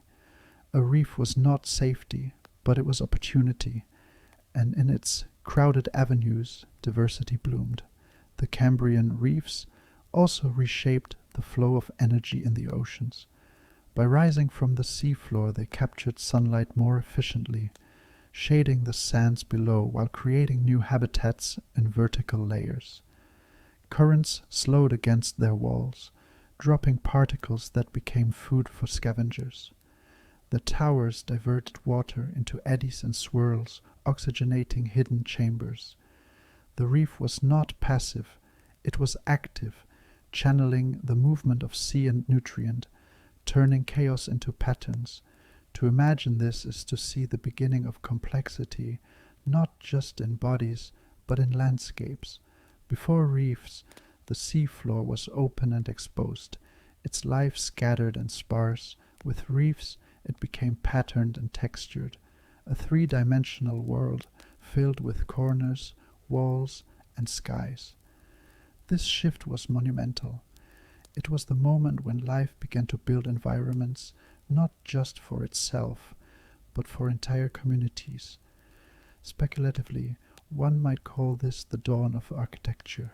The sponges and early corals did not plan, yet their growth created forms as purposeful as any city wall or tower, and in those forms, countless smaller creatures found space to exist.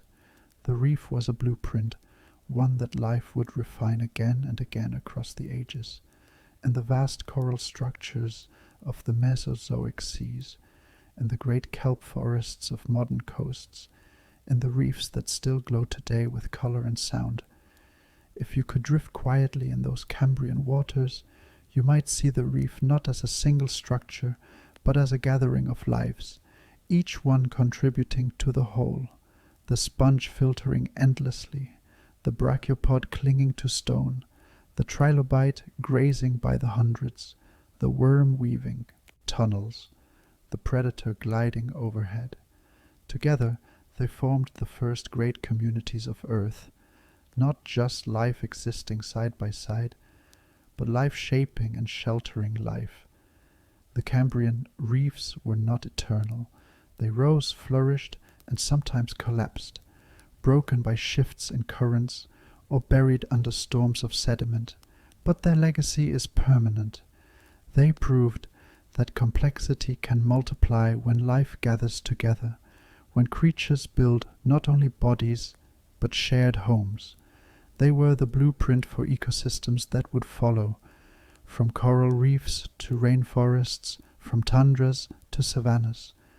Speculatively, perhaps a reef was the first mirror of society, a reminder that abundance thrives in networks, in connections, in shared structures. And though we live on land now, though our cities rise in steel and stone, their essence is not so different from those first sponge forests that rose beneath Cambrian seas. Towers, avenues, communities, tensions, opportunities, all born 500 million years ago, when the seafloor first learned to build. Among the sponge towers and brachiopod courtyards of Cambrian reefs, something deeper than shelter and structure was unfolding. Energy, sunlight captured by algae, nutrients churned from sediment, the flesh of prey consumed by predators, began to flow in ordered streams. For the first time in Earth's history, the ocean did not simply host creatures. It hosted connections, channels through which energy passed from one life to another. This was the dawn of food webs, the invisible architecture binding communities together. Imagine a shaft of sunlight filtering down into shallow Cambrian waters. Tiny algae float in its glow, each cell a pocket of captured light. Their green bodies drift like motes of dust, shimmering faintly as they rise and fall with the current. Small grazers feed upon them, minute arthropods and worm-like creatures, their mouths opening and closing in rhythmic hunger. The grazers, in turn, become the quarry of larger arthropods, who scuttle swiftly between sponge towers, plucking them from the water in quick motions. And above it all, the great Anomalocaris glides, its compound eyes gleaming, its ringed mouth closing on unsuspecting trilobites that had themselves grazed moments before. It was a cascade, a chain of consumption, but more than that, it was a pattern. Energy moved upward, layer by layer, each step shaping the behaviors and bodies of those who participated. Algae flourished in sunlight. Grazers multiplied to feed upon them. Predators sharpened their senses and speed to hunt the grazers. Scavengers trailed behind, feeding on what remained. Nothing stood apart. Everything was tied in loops of energy, of hunger and survival. The texture of the reef was alive with this interplay. Trails of trilobites marked the sand, converging where mats of algae grew thicker. Clouds of disturbed sediment revealed the path of a worm rooting for decayed particles. Tiny arthropods hovered like sparks in the water, vanishing in sudden flashes as jaws closed around them. Overhead, shadows shifted as predators circled. Their movements felt even when unseen. To observe it was to witness a choreography without conductor, a dance shaped entirely by need. Speculatively, this was the true Big Bang of ecology. Life had existed before, but it had been simpler. Mats feeding mats, microbes exchanging gases, isolated bodies drifting alone. In the Cambrian, those isolated strands braided together into webs. The ocean became a network, a system where the rise of one creature depended on the fall of another, where abundance at the bottom sustained drama at the top. And in this network, strategy was born. Trilobites developed spines, rolled themselves into armored spheres, or burrowed when shadows passed above. Grazers moved in swarms, their numbers overwhelming the jaws that sought to consume them. Predators refined their weapons, longer limbs for grasping, keener eyes for spotting movement, swifter bodies for closing the gap. The food web was not static. It pulsed with adaptation, each layer responding to the pressure of those above and below. To imagine drifting within this world is to feel the hum of energy as much as see it. The water itself carried the rhythm, filled with particles of life, drifting algae, fragments of shells, trails of waste, all recycled into new forms. The taste of the water would have been rich, thick with organic matter, as though every breath carried the essence of the reef's endless exchange. The reef did not only look alive, it felt alive, smelled alive, tasted alive. Predators like Anomalocaris ruled the top, but even they were part of larger cycles. When they fed, scraps drifted downward, feeding scavengers and worms. When they died, their armored bodies became feasts for countless smaller creatures, their once dominant shells broken down into fragments that nourished sediments. Nothing was wasted. Every life, even in death, contributed to the weaving of the web. Speculatively, one might say this was the first time Earth discovered economy, not of coins or trade, but of energy, of exchange, of flow. The Cambrian food webs were nature's first market, where algae invested sunlight. Grazers converted it into flesh, and predators withdrew it in strikes of hunger. The reef was not chaos, but transaction, balance, negotiation, carried out through bodies instead of bargains. The implications were profound. Because of these webs, ecosystems could endure. A predator could thrive not by chance, but by consistent prey. A grazer could survive because algae regrew in endless cycles. A scavenger could persist, knowing that no death in the reef was without residue. The food web created resilience, stability, complexity. It meant that life was no longer just an assortment of creatures. It was a system with its own momentum, capable of sustaining itself across ages. Imagine, for a moment, if you could shrink yourself to the size of a trilobite and walk along the reef floor. You would feel the rough surfaces of sponges beneath your feet, see tiny grazers hovering like sparks in the light. Shadows would loom, predators above, and instinct would tug you toward the safety of crevices. Around you, brachiopods would open and close their shells with slow patience. Worms would twist through the sediment, and the very water would tremble with the movements of unseen hunters. You would feel not just the presence of creatures, but the invisible ties that connected them: hunger, risk, shelter, exchange.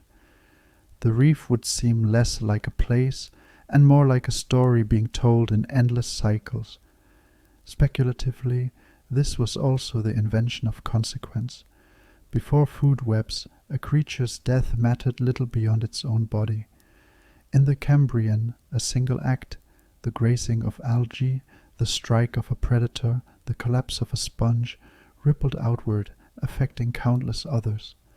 The reef was sensitive, alive with feedback, a system where everything mattered. In this way, ecology was not only invention but awakening, an awareness at the level of the system itself. From this awakening flowed the blueprint of the modern biosphere. Every forest, where sunlight feeds leaves, and leaves feed grazers, and grazers feed predators, is a continuation of the Cambrian pattern. Every savanna, where grasses nourish herds, and herds nourish lions, traces back to these first webs. Every coral reef, glowing with fish and corals, is an echo of the sponge towers and trilobite avenues. When we speak of ecosystems today, we are speaking of a story that began 500 million years ago, in the quiet weaving of algae, grazers, predators, and scavengers into a single living net. Speculatively, the Cambrian food webs may have also given rise to something more elusive, the first glimmers of cooperation. Not deliberate alliances, but balances. Grazers feeding in ways that did not strip algae to nothing. Predators leaving behind scraps for scavengers. Reef builders creating homes that others used without destroying them. These balances, fragile though they were, suggested that survival was not only a matter of teeth and armor, but of coexistence, of rhythms that allowed many to endure together. The Cambrian food webs were not perfect. Extinction still swept across them. Storms buried reefs, chemistry shifted and wiped out whole chains. Yet each collapse was followed by rebuilding, each loss by renewal. The pattern endured, and in that endurance, life proved that its greatest invention was not a body or a weapon, but the web itself, the endless interconnection of lives. To close your eyes and picture it is to see the first tapestry, woven not by hand but by hunger and growth, algae shimmering in light, trilobites grazing in trails, predators circling in shadow, scavengers feeding in silence, energy flowing upward, downward, outward, until the reef itself becomes a kind of breathing, a pulse that continues still in every ecosystem today. Beneath that vast Cambrian sea, where reefs bloomed and food webs pulsed with life, the earth itself was wearing a different face. The continents, as we know them today, were absent. No Americas, no Africa, no Asia, standing proudly in their modern shapes. Instead, the globe was scattered with smaller land masses, ancient fragments, adrift on a restless crust, each wrapped by wide, shallow seas. Laurentia, the heart of what would one day become North America, floated near the equator, basking in warm sunlight, its coastlines fringed with tidal flats and lagoons. Siberia lay far across the globe, isolated and self-contained, a lonely continent adrift in open ocean. Gondwana, vast and sprawling, stretched across the southern hemisphere. Though its shape bore little resemblance to the modern continents it would eventually divide into. Each mass was smaller, fragmented, unanchored to the geography we know. To imagine them is to picture a patchwork quilt draped across the earth, its pieces bright and scattered, with the oceans flowing wide and free between them. The seas around these land masses were the true stage of the Cambrian. They were shallow, often no deeper than a few 100 meters, and it was here that sunlight could reach, fueling the growth of algae and the building of reefs. Along continental shelves, waves stirred nutrients into the water, feeding blooms of plankton that in turn nourished grazers and predators alike. The margins of Laurentia, Gondwana, and Siberia became cradles of diversity, each coastline a laboratory where life experimented with new forms. Imagine standing, impossibly, on a Cambrian shoreline. The air is still, thin and unfamiliar, carrying little more than a faint tang of salt, and the sterile scent of bare rock. No grasses sway, no trees shade the beach, no footprints mark the sand. Behind you stretches a barren landscape, rocky plains, eroded hills, patches of microbial crust clinging where nothing else can live. Ahead lies the ocean, glittering under a young sun, its surface rolling with gentle swells. From above it looks empty, but beneath, in the shallow shelves, lies an unseen revolution. The water near the shore is warm, almost tepid, rich with life. Sponges rise from the sand like towers, trilobites scuttle along the bottom, and strange creatures dart in shadows. The shallow seas wrap around the continents like glowing halos, fertile rings where ecosystems flourished. Farther out, the ocean deepens into darkness, a realm less suited for this new burst of life. The true Cambrian drama plays out in these margins, where land meets sea, where sunlight and nutrients combine in delicate balance. Speculatively, Earth's geography may have been the key that unlocked this explosion of diversity. With continents scattered, each landmass created its own network of shallow seas, isolated enough to foster unique experiments, yet open enough to allow exchange when currents carried larvae or drifting creatures across. Laurentia's reefs may have echoed differently from those of Gondwana. Siberia's trilobites may have taken on forms unseen elsewhere. The planet became a mosaic of laboratories, each conducting its own evolutionary trial. each shaping life in ways that were both distinct and interconnected. The texture of this geography was not just visual, but dynamic. Tides rose and fell across wide flats, leaving microbial mats exposed before covering them again in waves. Sediments washed from bare continents into shallow seas, clouding the water in plumes of silt that settled over reefs, sometimes nourishing them, sometimes smothering them. Storms swept across the shelves, breaking apart fragile structures, redistributing nutrients, shaking ecosystems into new patterns. Geography was not a passive stage.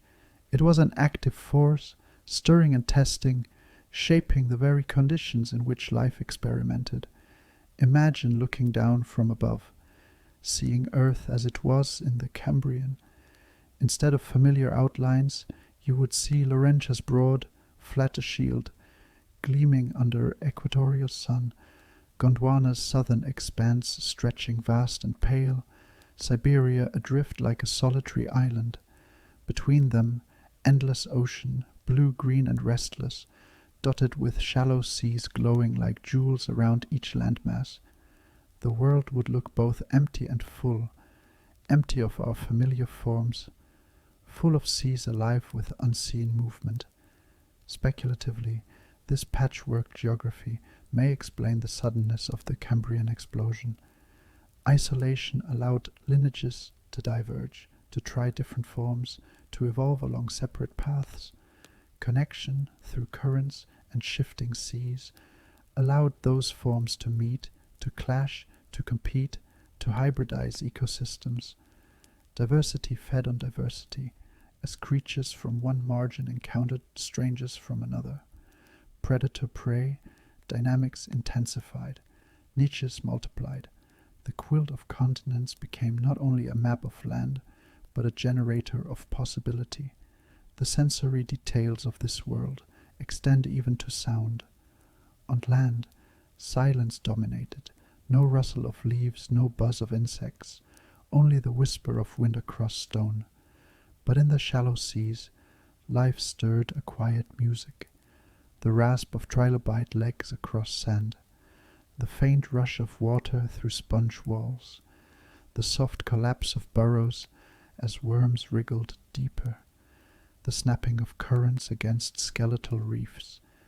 It was a subtle soundscape, but one that hinted at a planet no longer silent, a world beginning to hum with interaction. The air itself carried different weight.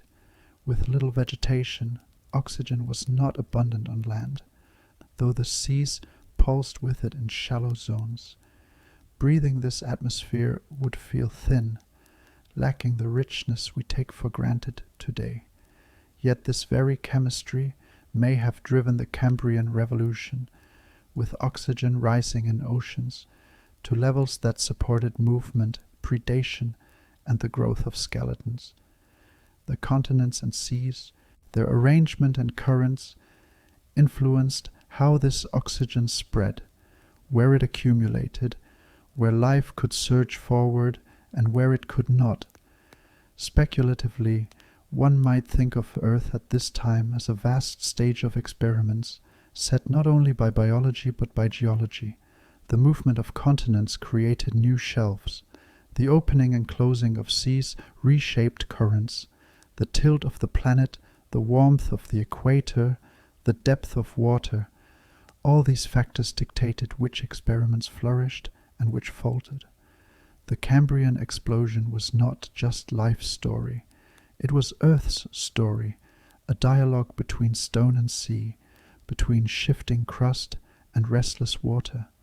To imagine walking those barren continents is to feel the scale of contrast. On land, emptiness, rock, microbial crusts clinging stubbornly to survival. In the sea, abundance, diversity, drama. The continents were silent witnesses, framing the edges of oceans that carried the true heartbeat of the planet. If you stood there, hearing the crash of waves against lifeless stone, you would know that the real story lay just beneath the surface, in waters glowing with the first riot of ecology. This patchwork geography carried consequences for the future as well. The separation of continents fostered divergence, but as they drifted and collided, lineages would meet again, mixing and reshaping ecosystems. This pattern of separation and reunion would become one of Earth's great rhythms, driving evolution again and again from the Cambrian to the present. The first instance of this rhythm was here, in the scattering of Laurentia, Gondwana, Siberia, and others, their shallow seas the cradles of innovation. Speculatively, perhaps this is why life's explosion happened when it did, not only because oxygen rose, or because genes allowed new body plans, but because the Earth itself arranged its pieces in just the right way, a quilt of continents scattered widely, wrapped in seas that invited experiment, connection, and exchange. The planet offered a stage, and life filled it, improvising in every shallow sea, rehearsing forms that would echo for 500 million years. The Cambrian geographies remind us that Earth is not a passive backdrop. It is a partner, a co-creator, shaping life even as life reshapes it. The arrangement of continents, the spread of seas, the depth of shelves, these were not accidents, but forces as decisive as skeletons or eyes. To understand the Cambrian explosion is to see not only creatures, but continents, not only reefs, but the restless planet that carried them. And so, the story of life's first great dawn is also the story of Earth itself, fragmented yet fertile, a world whose geography created laboratories of possibility. To look back at the Cambrian is to glimpse a planet both strange and familiar, a globe draped in seas, scattered with land, alive with invention beneath the waves. From those patchwork continents and their shallow seas, life began to move, outward carried by currents that knew no borders. The Cambrian world may have been divided by geography, but its oceans were highways, vast unbroken pathways where larvae drifted, where creatures spread, where evolutionary experiments left their birthplaces and found new homes. What began as local innovation soon became global distribution, stitching the scattered pieces of the Earth into the beginnings of a single living system. Consider the trilobites, those armored wanderers of the Cambrian.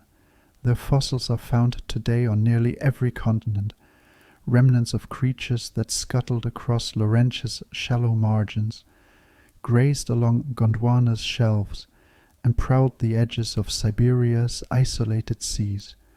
Their hard exoskeletons made them resilient travelers. Carried by drifting larvae or by slow migrations along seafloors, trilobites spread their presence across the globe. They became, in a sense, the first cosmopolitans of Earth, a lineage whose reach extended beyond the boundaries of any single continent. Brachiopods too were global. Anchored to rocks or reefs, their twin shells opened and closed with quiet persistence in seas from one edge of the planet to the other. To run your hand along a Cambrian reef, no matter where it stood, was to feel their presence, small, steadfast, delicate, yet everywhere. Their fossils lie scattered across modern strata in South America, in Europe, in Asia, in North America. Reminders that the Cambrian seas were already global arenas, not isolated ponds. Imagine drifting above a Cambrian reef in Laurentia, then again above one in Gondwana. Though thousands of kilometers apart, the scenes would carry echoes of each other, trilobites scuttling along the sand, sponges filtering the currents, brachiopods swaying gently. Differences existed, unique species, local variations, but the language of life was already shared. The oceans, unbroken and immense, knitted these places together. Speculatively, this global dispersal hints at something profound, that even in its infancy, The biosphere was already a unified system. Creatures born in one shallow sea could, given time and current, end up in another. Evolution was not confined by geography alone. It was braided by water, by the ceaseless exchange of forms across oceans. The Cambrian seas were laboratories, yes, but they were also meeting grounds, where experiments mixed, collided, and reshaped each other. The sensory experience of this unity would have been subtle but powerful. The water itself was the thread, carrying not only nutrients and oxygen, but life itself. To drift in a Cambrian current was to drift alongside clouds of plankton, larvae, microscopic seeds of creatures destined to settle far from their origins. The ocean was thick with potential, each current a courier carrying tomorrow's ecosystems. Speculatively, this dispersal may have been the reason the Cambrian explosion felt so sudden. Diversity born in one reef could spread rapidly, arriving in distant seas where it encountered unfamiliar competitors and predators. Each new meeting sparked adaptation, escalation, innovation. Life did not evolve in isolation, but in a planetary network, each node influencing the others. The biosphere was not local, but planetary from the beginning, a global experiment running in countless simultaneous variations. The fossils we uncovered today are testaments to this unity. Trilobites in Morocco share ancestry with trilobites in Canada. Brachiopods in China echo those in South America. The patterns carved into stone suggest not isolation, but connection, a world where life's distribution was already planetary. The Cambrian earth, though fragmented by land, was bound by sea into a single living fabric. Imagine standing on one of those barren Cambrian shorelines, say the edge of Laurentia. The land behind you is silent, bare rock under a wide, empty sky. Before you stretches an ocean glittering in sunlight, and somewhere across that vast expanse lies Gondwana, unseen, unreachable by foot. Yet beneath the waves trilobites scuttle in both places, sponges filter in both places, brachiopods sway in both places. The continents are separate, but the seas erase their divisions, making one world of many parts. Speculatively, this was the first time the Earth could be thought of as a whole living planet. The biosphere was no longer a scatter of isolated microbes, each bound to its own pool. It was a network, global and integrated, its threads carried by water, its rhythms set by the pulse of oceans.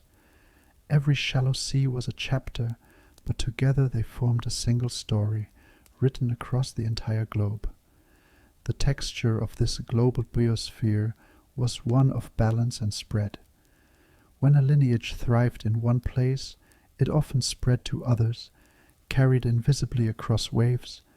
When extinction struck in one sea, survivors from another could recolonize the empty space.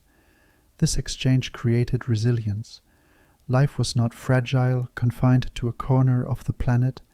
It was expansive, reaching across continents, filling niches again and again with endless variation.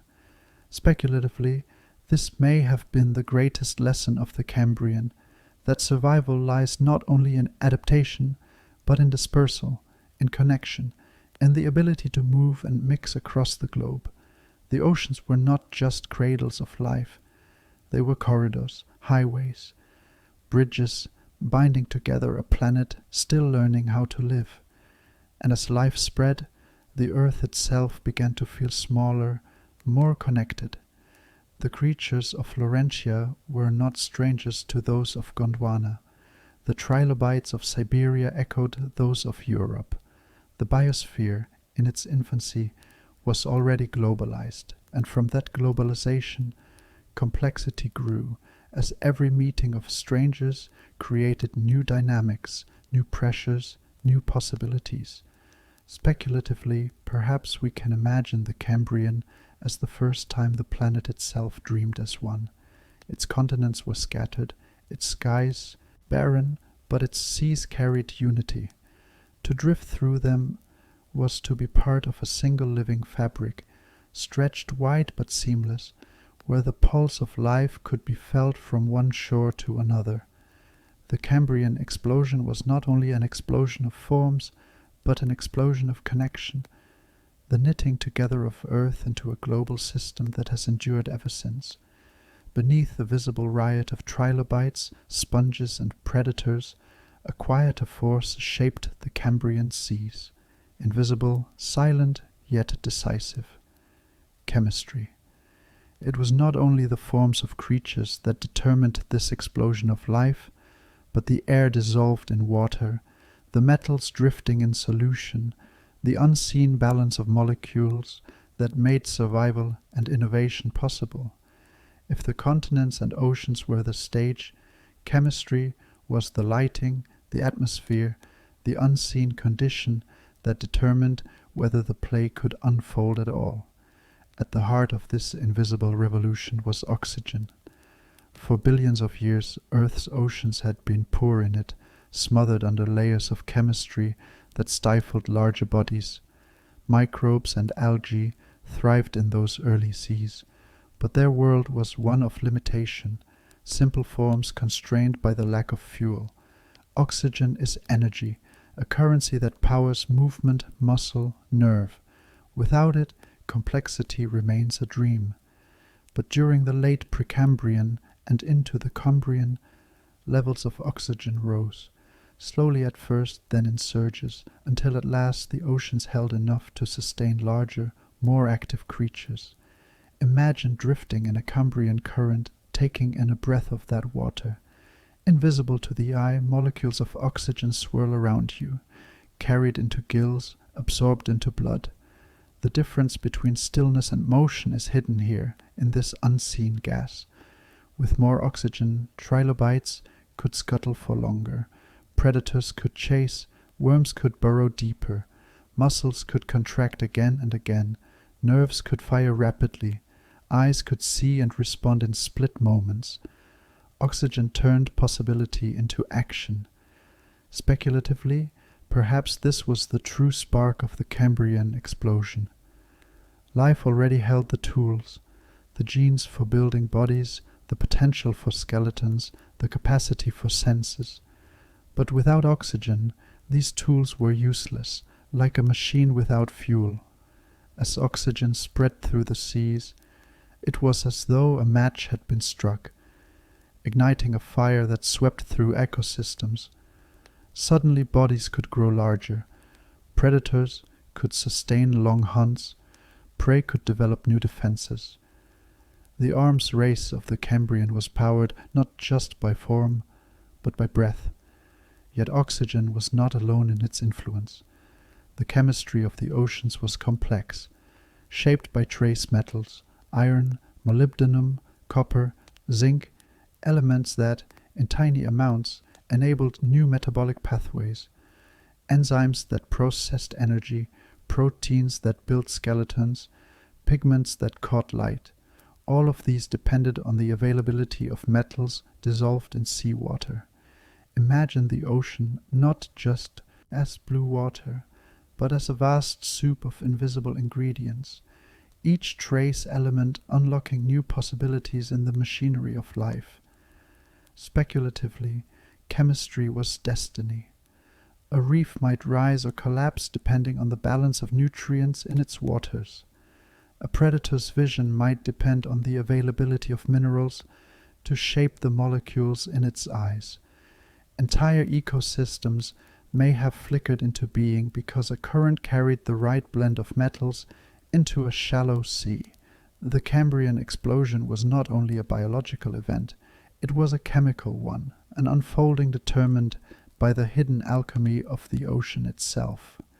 The sensory experience of these chemical shifts would not be seen in colors or shapes, but felt in scale. With more oxygen, creatures grew larger, more daring.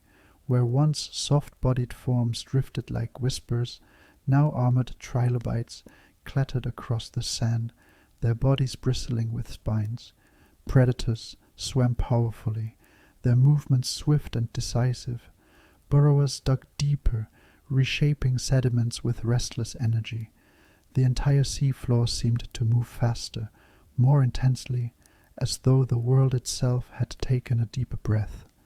Speculatively, if you could listen closely in those waters, you might have heard it, the faint quickening of rhythms, burrows collapsing more often as creatures dug energetically, the splash of predators striking with greater force, the rustle of trilobite processions moving steadily across the sand. Oxygen gave the ocean's tempo, raising the volume of life's symphony, but chemistry was not stable. The same oceans that fed life with oxygen could also betray it. Levels rose and fell with shifting currents, with geological upheavals, with the burial or release of sediments.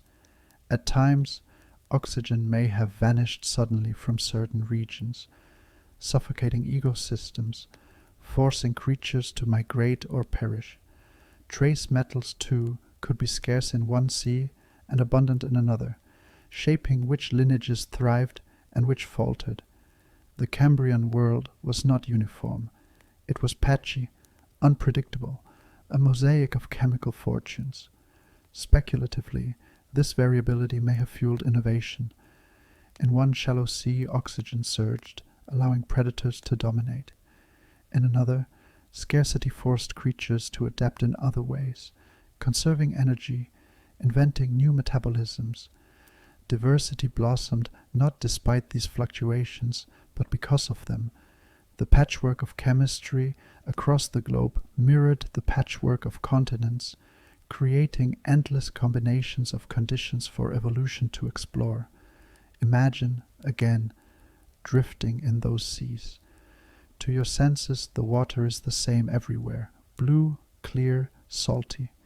Yet beneath that sameness, each bay and reef carries a different chemistry.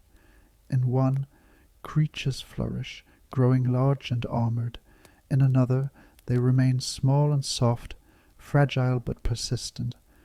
The ocean is a hidden map, its boundaries not drawn by land but by molecules, invisible yet decisive. Speculatively, the Cambrian explosion reminds us that life is not only biology, but chemistry animated. Our own bodies carry this truth still.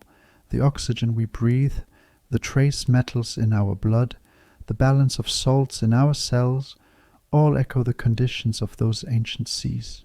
We are walking, breathing archives of Cambrian chemistry, living continuations of balances struck 500 million years ago.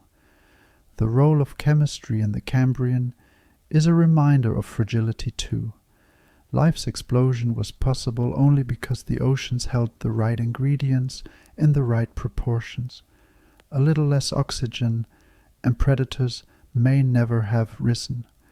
A little less metal, and skeletons may never have hardened. The world we know, forests, birds, humans, depended on these delicate balances. To see the Cambrian is to see not inevitability, but fortune, the improbable harmony of molecules and bodies aligning. Speculatively, perhaps chemistry was the planet's first language. Before words, before thought, before bones, the earth spoke through elements, oxygen rising, metals drifting, currents carrying invisible messages. Life listened, adapted, responded. The Cambrian explosion was not just biology awakening. It was earth and life speaking together, an intimate dialogue carried in the very water, in the air, dissolved in every wave. To imagine that world is to sense the unseen. The richness of oxygen in a shallow reef, the taste of minerals carried by a current, the pulse of chemistry shaping every motion. The Cambrian explosion was visible in trilobites and predators, but its roots were invisible, written in the molecules that filled the sea. And in those molecules lay destiny, the silent hand that guided life into complexity, into innovation, into the endless patterns that would carry forward into every age. Yet the same waters that gave life its breath could just as easily take it away. The Cambrian oceans were not always kind, nor were they always stable. Chemistry, that silent hand of destiny, could shift its balance, turning abundance into scarcity, safety into danger. For all its gifts of oxygen and trace metals, the ocean carried within it the seeds of poison, invisible, odorless, and absolute. Imagine drifting across a shallow Cambrian reef at its peak, trilobites crowding the sands, sponges rising like towers, predators gliding in shadow.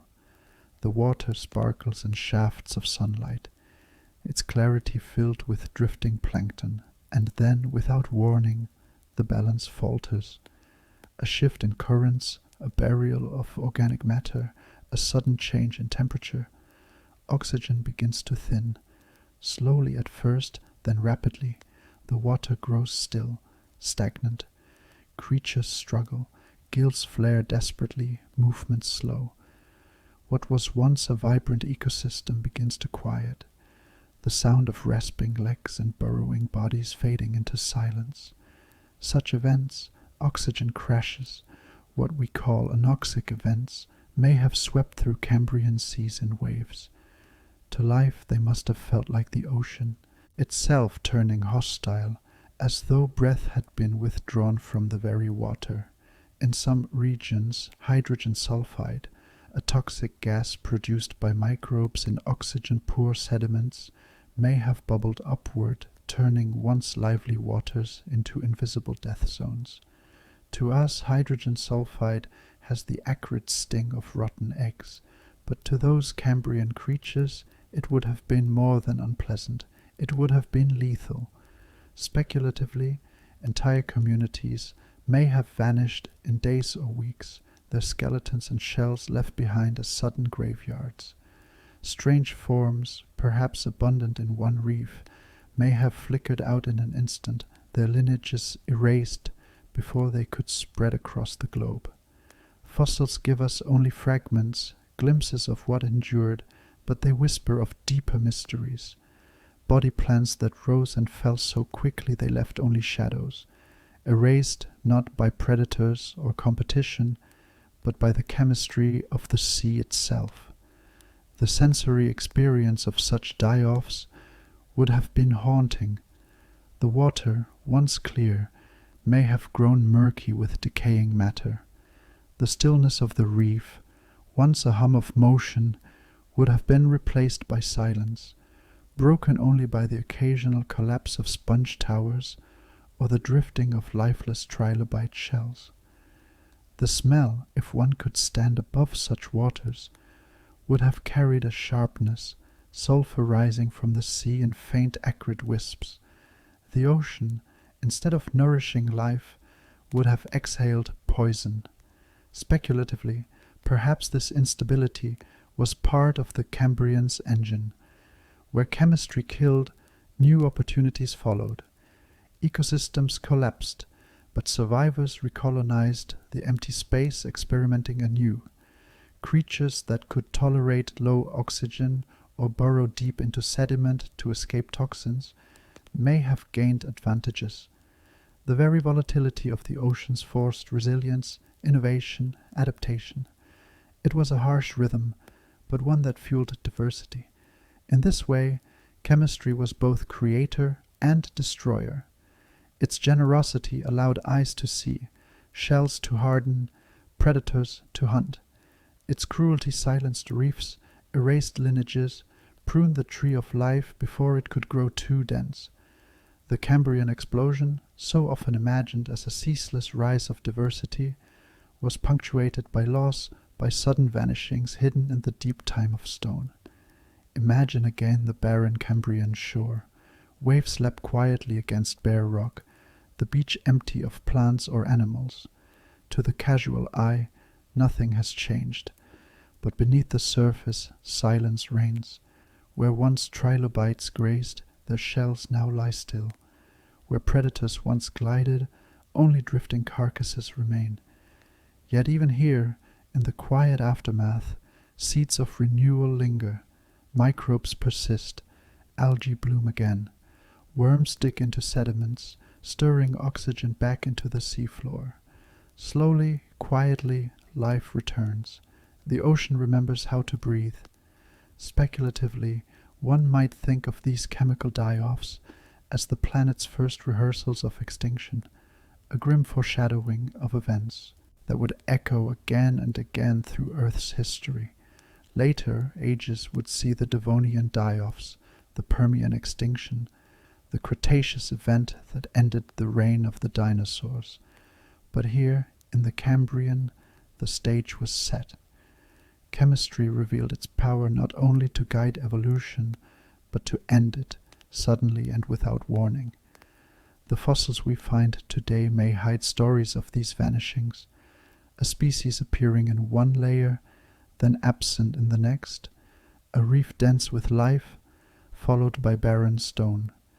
Each gap, each silence in the record may speak of chemistry's darker side, the moments when the ocean itself betrayed its inhabitants. And yet, even these betrayals carried possibility. By wiping clean the canvas, chemistry allowed new designs to emerge. The survivors, more adaptable, more resilient, carried forward, their lineages shaping the future. The Cambrian was not a steady ascent, but a jagged path, life stumbling, falling and rising again, each fall carving new routes, each rise inventing new forms. Speculatively, perhaps this is why life became so inventive during this age. Stability breeds comfort, but instability breeds creativity. Faced with sudden loss, creatures were forced to adapt or perish, to innovate or vanish. The Cambrian explosion was not only fueled by oxygen's abundance, but by its absence, by the cruel tests that forced life to prove itself again and again. To close your eyes and drift into this world is to sense the ocean not only as a cradle, but as a trial. Its chemistry could nourish or suffocate, bless or betray. It was an ocean of contradictions, generous, deadly, and always shifting. And within those shifts, life learned resilience.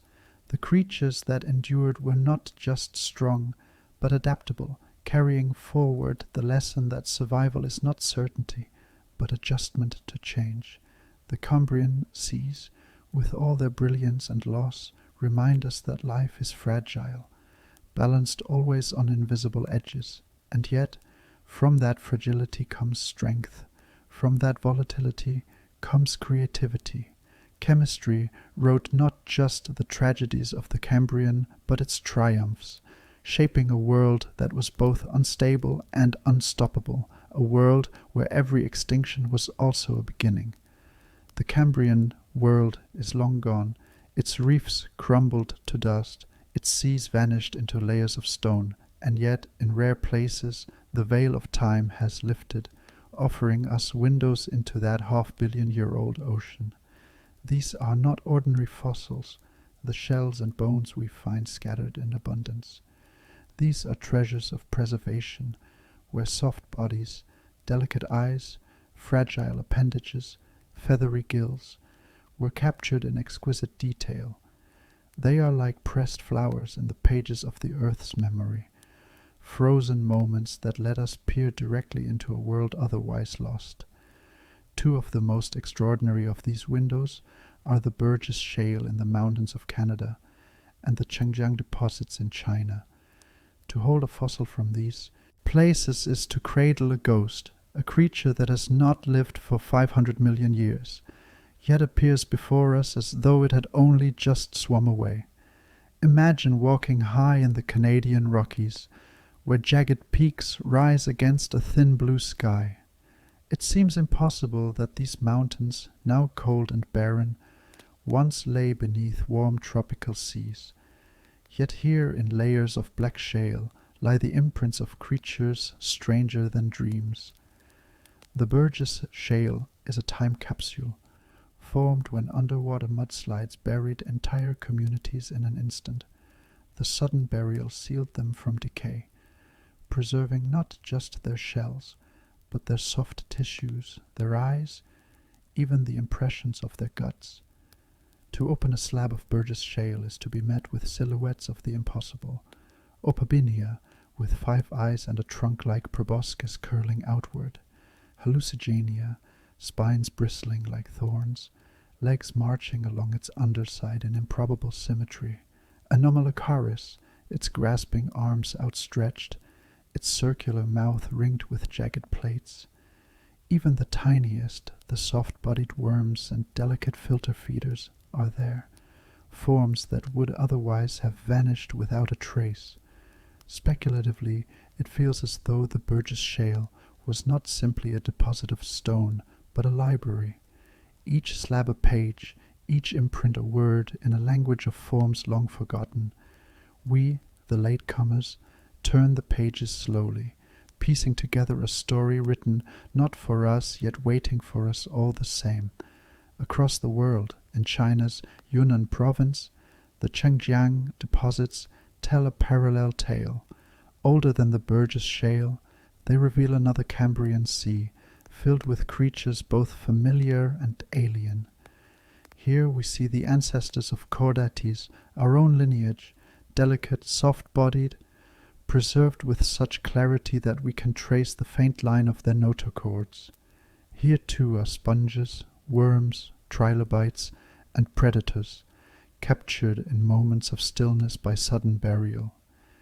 Imagine standing on the bank of a Cambrian lagoon in what is now China, the water still, the air silent. A sudden storm sweeps through, stirring sediment, collapsing the slope of the sea floor. Creatures are caught and buried, pressed beneath silt that settles quickly, cutting off decay. Millions of years later, that silt has hardened into stone, and within it lies a scene, not of bones alone, but of bodies in their fullness, as though the sea itself pressed its memory into rock. The Chengjiang fossils are delicate, but their voices are strong.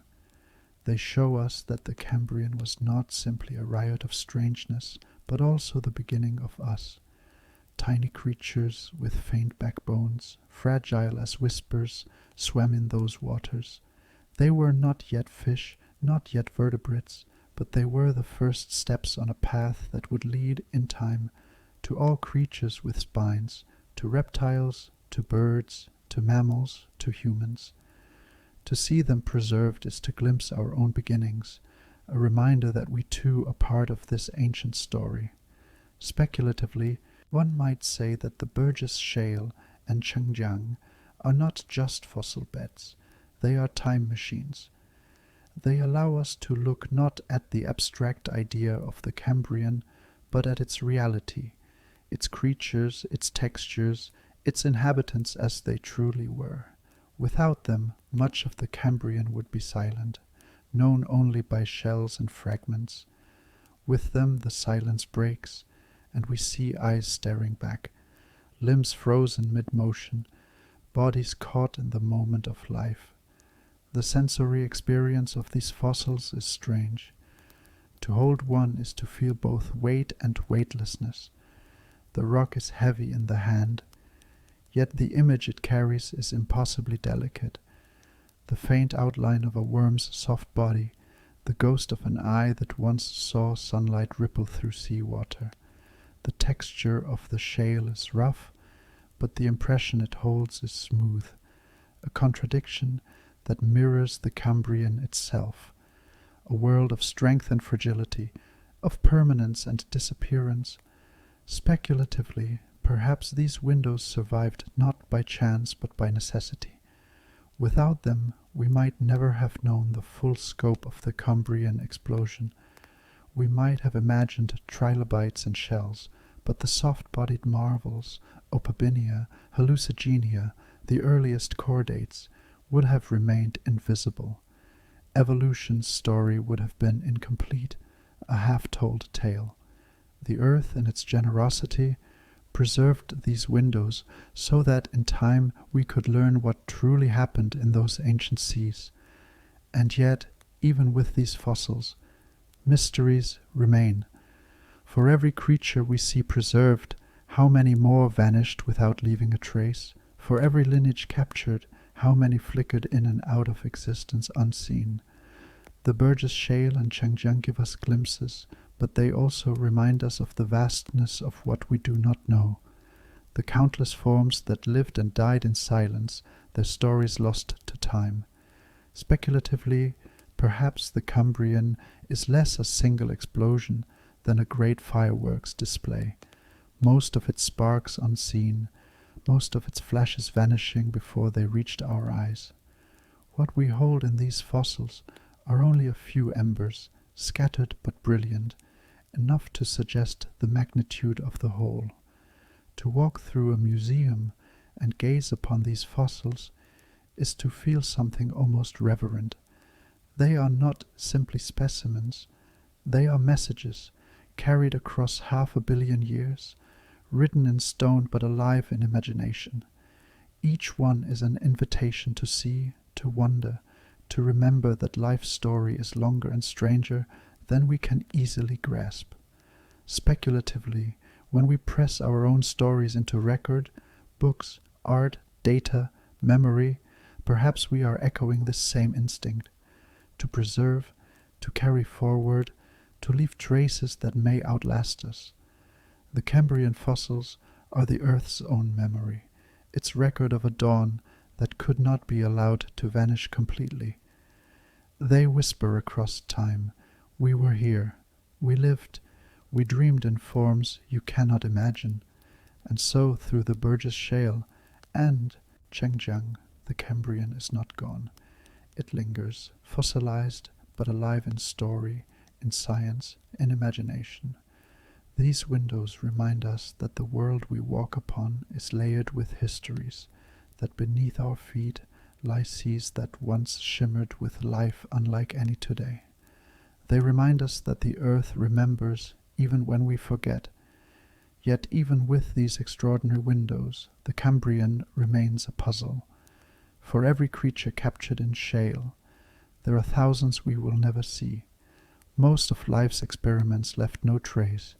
Soft bodies dissolved into nothing. Fragile shells were ground to dust. Entire lineages may have risen, flourished, and vanished, leaving not a single imprint behind. The fossil record is not a book with neat chapters, but a scattering of pages torn and weathered, most of them missing. Imagine walking through a vast library in which only a handful of books remain, their pages incomplete. You read of opabinia, of hallucigenia, of trilobites and worms, but you know that countless other volumes are gone. The silence between the words is as meaningful as the words themselves. This is the Cambrian, not a finished story, but a fragment, a whisper of something much larger. Some creatures appear once in a single layer of stone and then vanish forever.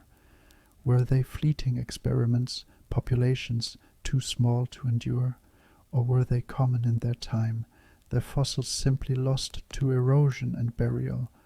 We cannot know. Each discovery feels like a candle lit in a cavern, illuminating one corner while leaving the rest in shadow. The more we find, the more we realize how much remains unseen. Speculatively, perhaps most of Cambrian biodiversity is still hidden, sealed beneath mountains and deserts, waiting in the depths of stone. Each undiscovered fossil is a page in that lost library, a record of forms stranger than we dare imagine. Some may show us entirely new body plans, others ancestors of lineages we thought we understood. The earth holds them still, its archives vast and secret. The sensory experience of this mystery is one of scale. To stand in a fossil bed, to run your hand across shale edged with delicate impressions, is to feel both closeness and distance. Here is a creature you can touch, its body preserved in the stone before you, and yet, surrounding that one fossil are ages of silence, worlds of life that left no mark. The stone is both gift and reminder, generous in what it offers, stern in what it withholds. Speculatively, the Cambrian puzzle is not only scientific but philosophical. It reminds us that knowledge will always be incomplete, that mystery is part of the human condition. We look into stone, we reconstruct forms, we speculate on behaviors, but the full truth is forever beyond our grasp. The Cambrian is a dream half remembered, vivid in places, hazy in others, its meaning glimpsed, but never fully known. And perhaps this is fitting.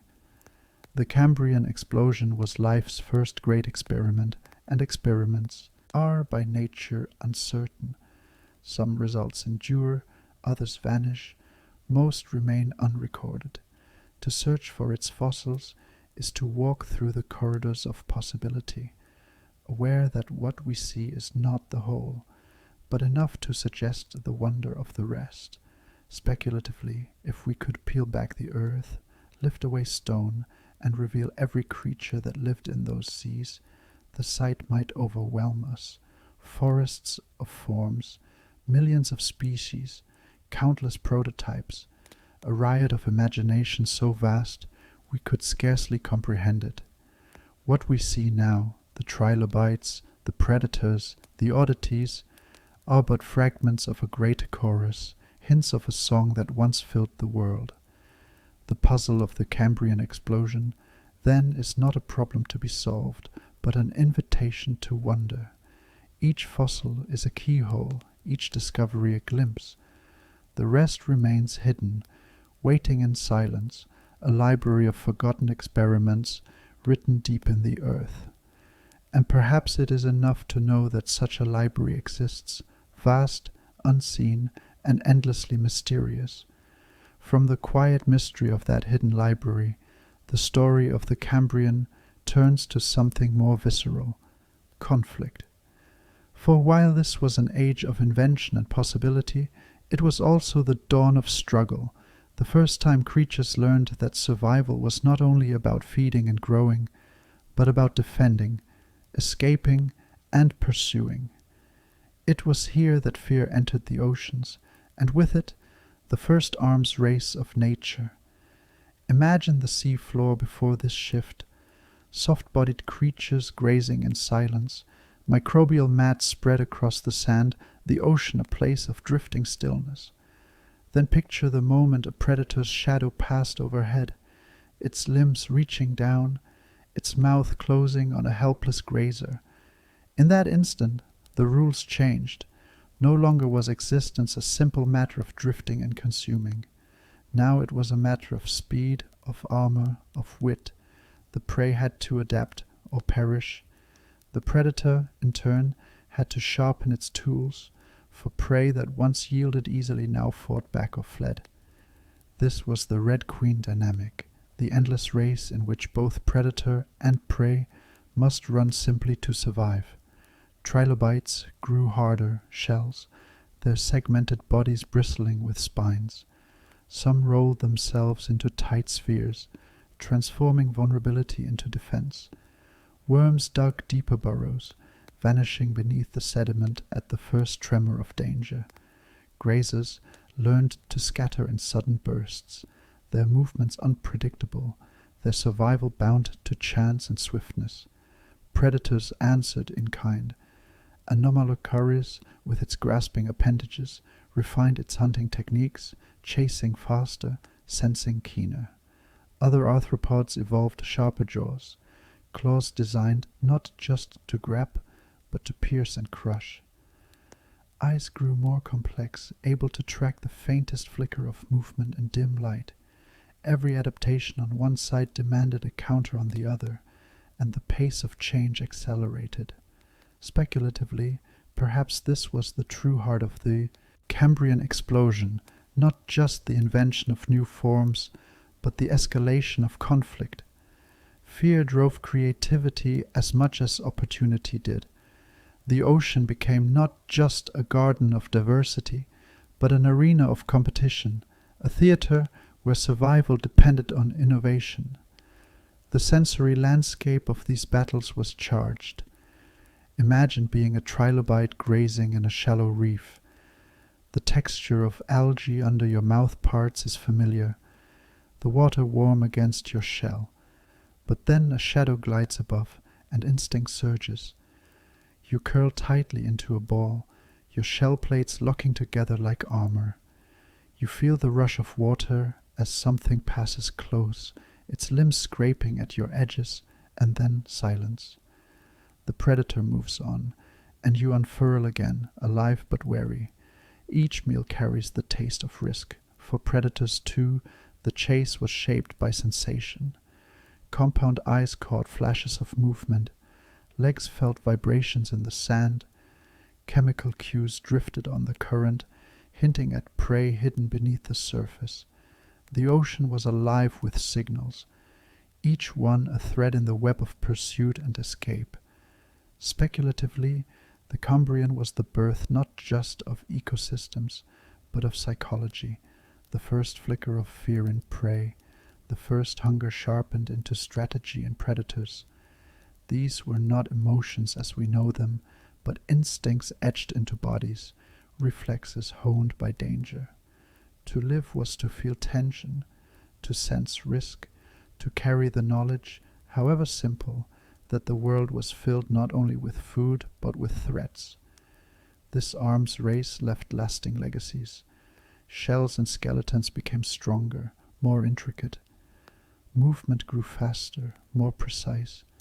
Senses sharpened, behaviors diversified. The Red Queen dynamic, the need to run faster, grow harder, become cleverer, never ended. It began in the Cambrian and continues today, in the speed of gazelles, the claws of eagles, the camouflage of octopuses. All of it traces back to those first battles, when trilobites rolled tight and predators lunged from above.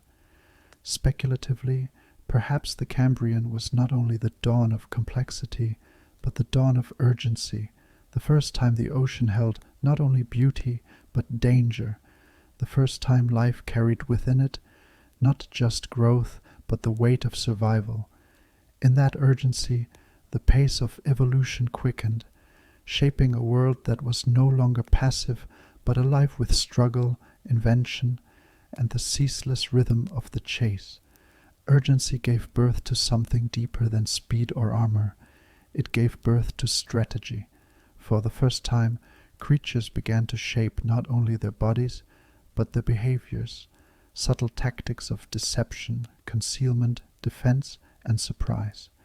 The Cambrian seas were no longer just a contest of strength. They became a chessboard, each move answered by another, each adaptation met with counter-adaptation. Life had discovered cunning. Imagine the quiet expanse of a Cambrian seafloor. Light filters down in green and gold, trembling across ripples of sand. At first glance it appears empty, but look closer. A trilobite lies half buried, its shell blending perfectly with the sediment, only the faintest curve betraying its presence. Nearby, a worm has tunneled beneath the sand, hidden from view, its soft body safe in a labyrinth of burrows. Above, a predator glides past, its searching eyes sweeping over the scene, and finds nothing. Strategy has worked. Life has learned the power of invisibility. Camouflage was among the earliest of these tactics. Trilobites developed shells, mottled in patterns that echoed sand and shadow. Other creatures nestled close to reefs, their colors blending with sponges or algae. Invisibility became as effective a shield as any spine. Burrowing was another. Where once creatures grazed only on the surface, now they vanished below it, tunneling through sediment. These burrows were shelters, escape routes, and ambush sites. A worm could hide from predators in its twisting passage, or lunge out at unsuspecting prey drifting by. The sea floor, once a flat carpet of microbial mats, became a layered world, its surface riddled with hidden lives. And then there were spines. Hallucigenia, with its long needle-like protrusions, looked like a nightmare drawing come to life, but those spines were not for beauty. They were deterrents, a living fence warding off predators. Trilobites too grew spines, their armor bristling into jagged points that made them harder to swallow. Defense was no longer passive, it was weaponized, turned outward in warning. Speculatively, these strategies marked the beginning of something profound. The invention of behavior as an evolutionary force. Bodies were not enough. To survive, creatures had to act, to adapt in ways that involved choice, timing, subtlety. The Cambrian explosion was not only an explosion of forms, but of possibilities, the first roots of strategy that would echo through all of Earth's history. The sensory feel of these tactics is vivid. Picture pressing your hand into Cambrian sand, only to disturb a hidden burrow, its inhabitant darting away in a sudden, startling motion. Or imagine the texture of a trilobite shell beneath your fingers, rough and spined, evolved not just for strength, but to discourage the jaws of predators, or the shimmer of light across a creature's mottled body, so perfectly patterned that your eyes slide past it without notice. The Cambrian was a world alive with such illusions, tricks of survival, etched into flesh and behavior. Speculatively, one could say that the Cambrian was the first time the Earth knew tactics, the first rehearsal of cunning itself. Every ambush, every hidden retreat, every flicker of camouflage was a seed of future strategies. The camouflage of cuttlefish, the burrows of crabs, the spines of hedgehogs and porcupines. Even our own instincts to hide, to plan, to seek safety may trace back to these first flickers of survival strategy, etched into DNA 500 million years ago. And so, alongside beauty and danger, the Cambrian seas also carried calculation, not conscious thought as we know it, but instinctive strategies, born of necessity, refined by fear. The stage was no longer filled only with actors. It was filled with players, each one making moves, countering moves, shaping the unfolding story of survival. But even in this grand theater of invention, the curtain often fell abruptly. The Cambrian was not only a time of flourishing, it was also a time of endings. For every lineage that carved its way into the future, many more flickered briefly, like sparks from a fire, only to vanish before their light could spread. Extinction walked hand in hand with creation, pruning as quickly as it allowed growth.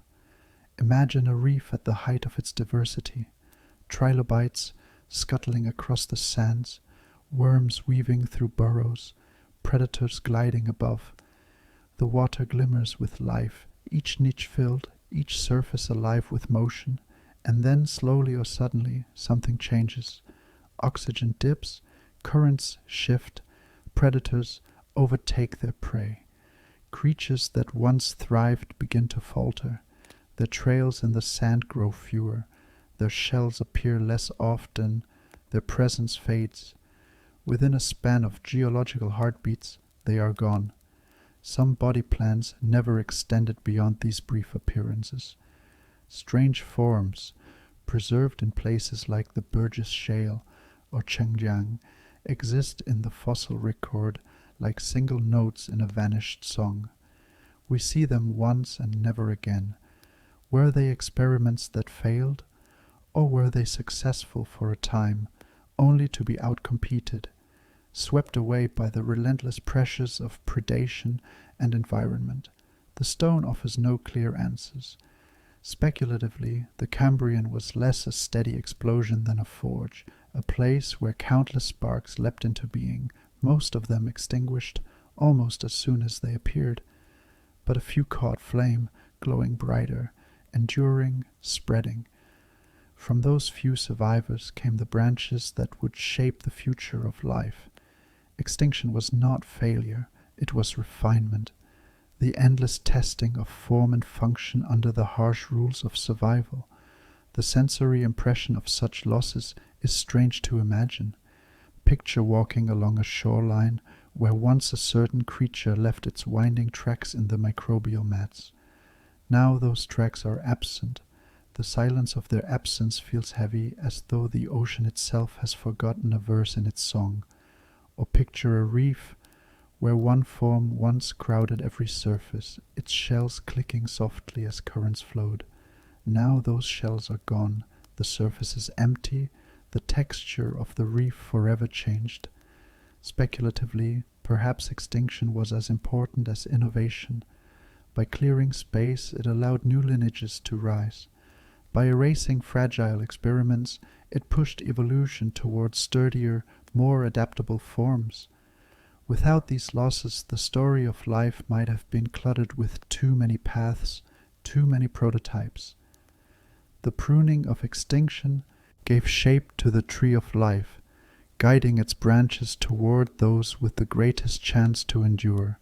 The Cambrian, then, was not a gentle dawn, but a forge, hot, volatile, merciless.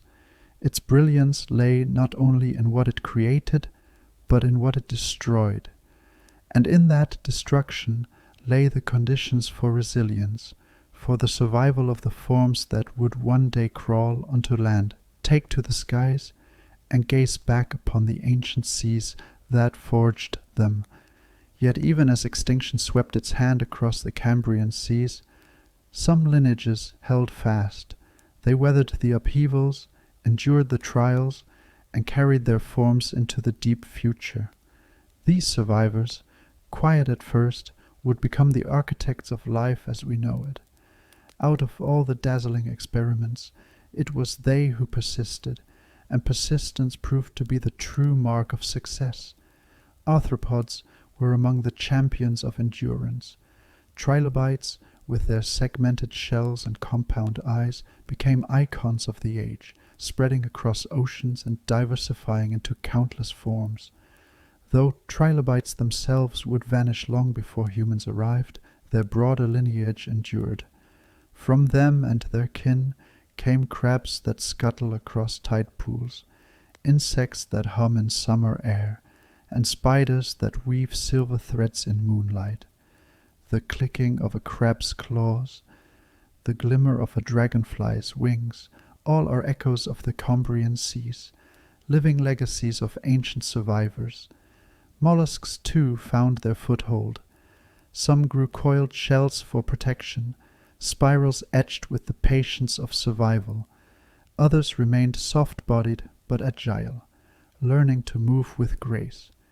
From these beginnings came clams anchored in the sand, snails tracing silent paths across stone, and cephalopods, octopuses, and squids, whose intelligence would one day rival the cunning of vertebrates. When an octopus changes color to vanish into its surroundings, it is performing a trick rehearsed since the Cambrian dawn. And then, among the most fragile yet faithful of survivors were the chordates. In the Changjiang fossils we glimpse their beginnings, small soft-bodied creatures with the faint thread of a notochord running through them, the first primitive backbone.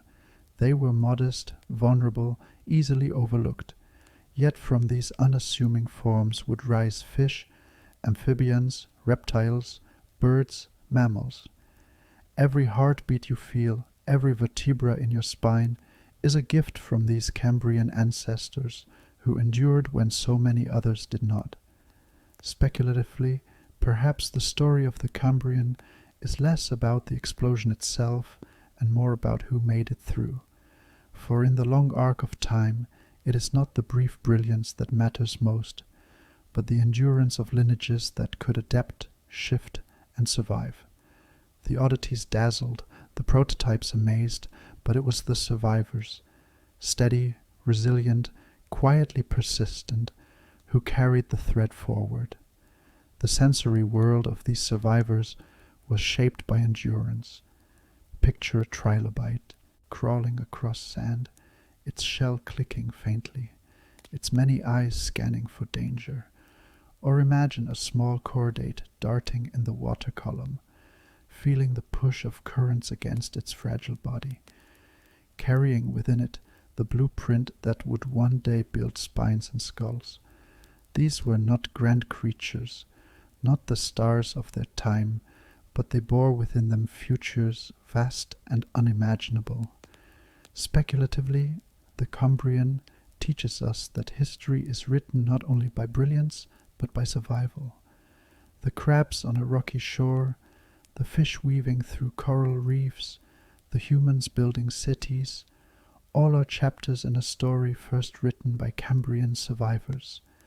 To walk through the modern world is to walk in the company of their descendants, surrounded by their legacy, shaped by their persistence. The Cambrian explosion dazzled with novelty, but its true gift was continuity. It gave us the lineages that would endure storms, extinctions, upheavals, and still carry life forward. It was less about who appeared and more about who remained. And in their quiet endurance, these survivors shaped the very fabric of the world we know today. The Cambrian explosion is often described as a burst, a sudden flowering of forms, but beneath the shimmer of its strangeness lies a lesson as old as time. That transformation can come swiftly, reshaping the world in ways no one could predict.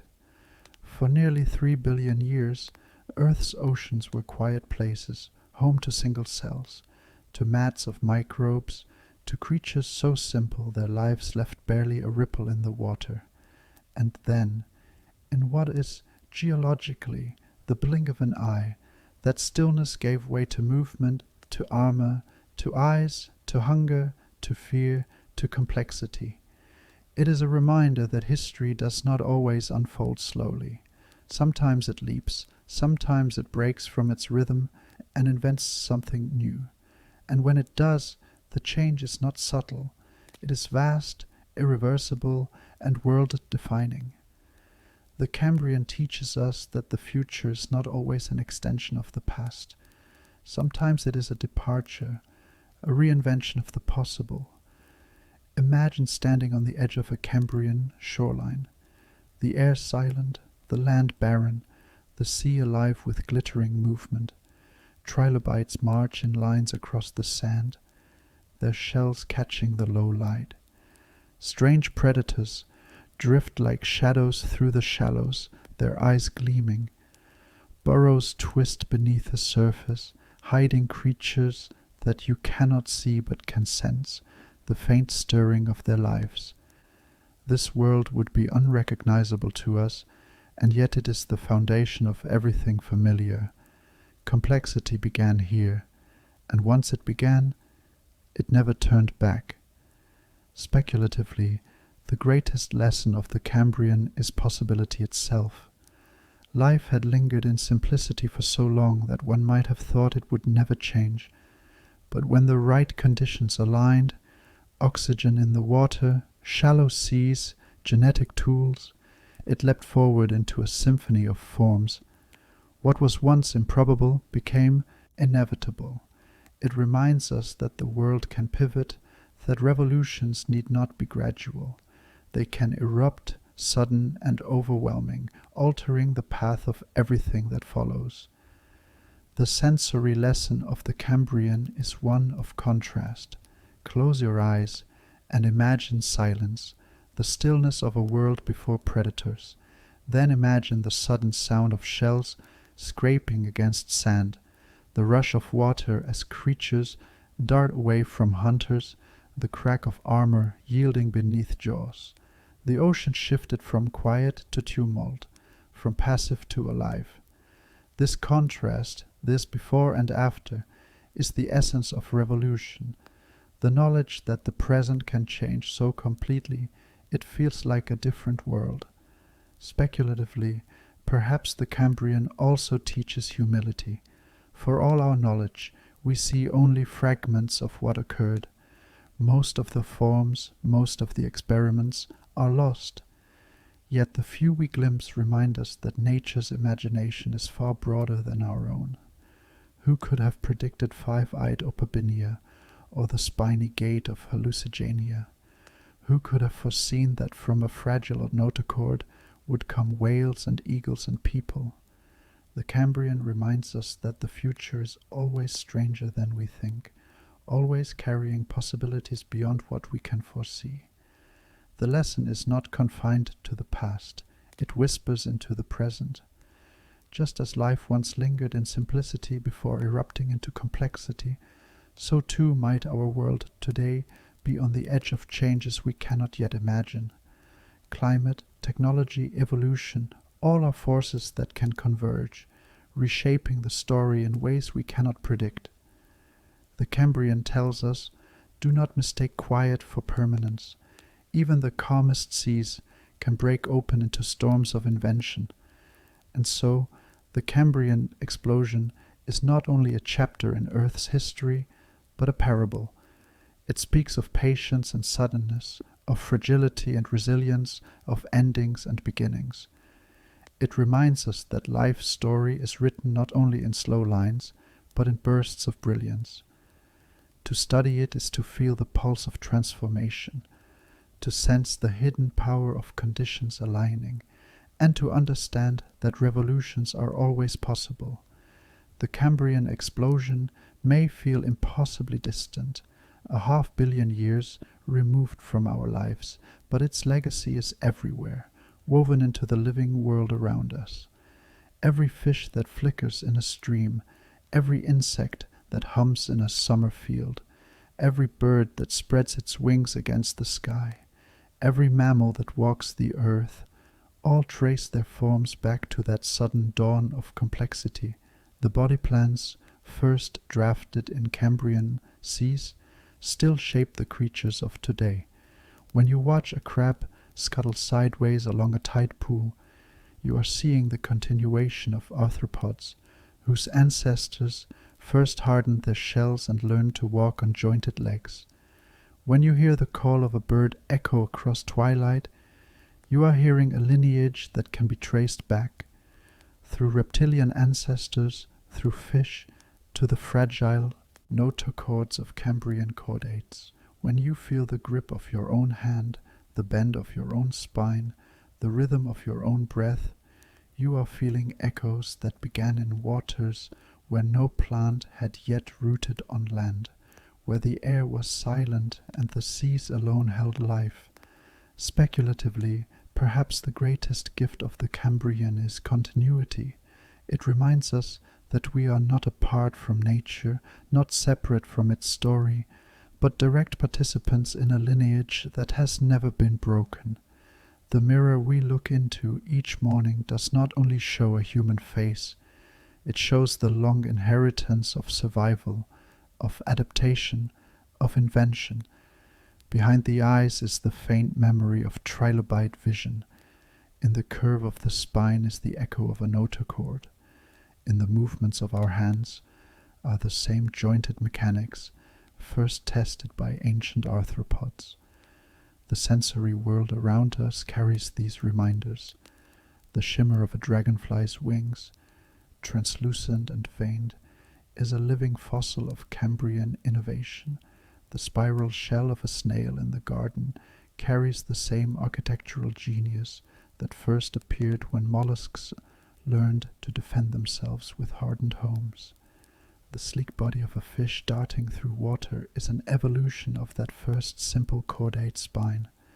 The world is filled with these continuities, hidden in plain sight, connecting the distant past with the living present. Speculatively, perhaps when we marvel at modern biodiversity, we are marveling at the endurance of Cambrian dreams.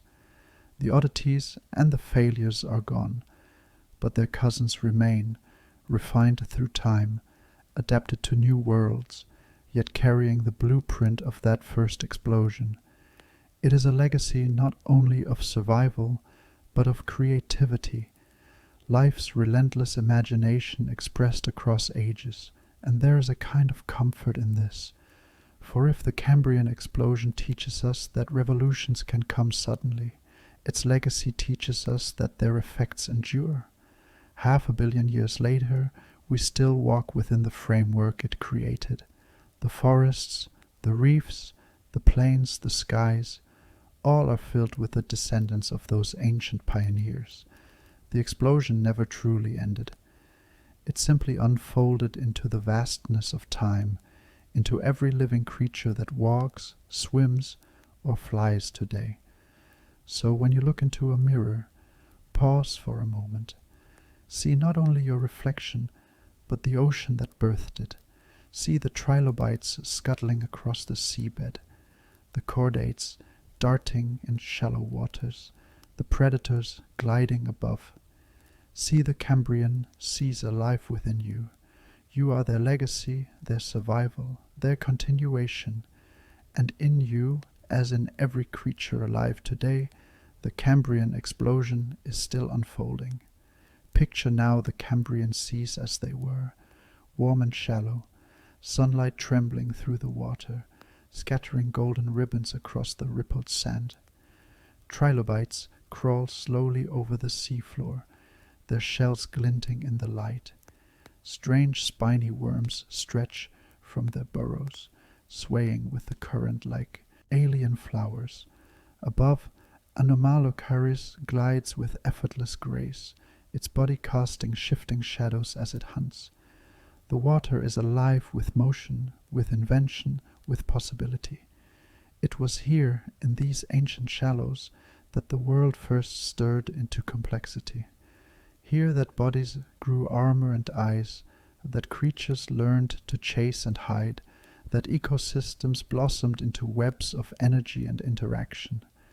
The Cambrian explosion was not only life's great beginning, it was Earth's first true dream, the moment when the planet itself seemed to awaken and imagine what could be. And though those seas are long gone, their memory is carried forward.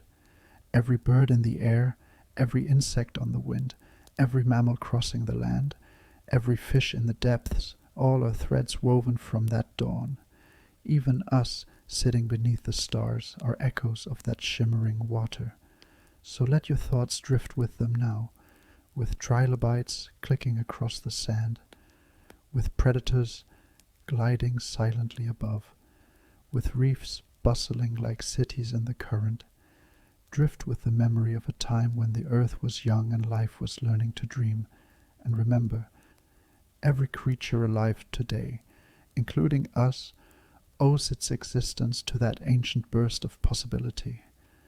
The Cambrian was the first great dawn of complexity, a dawn that has never truly ended.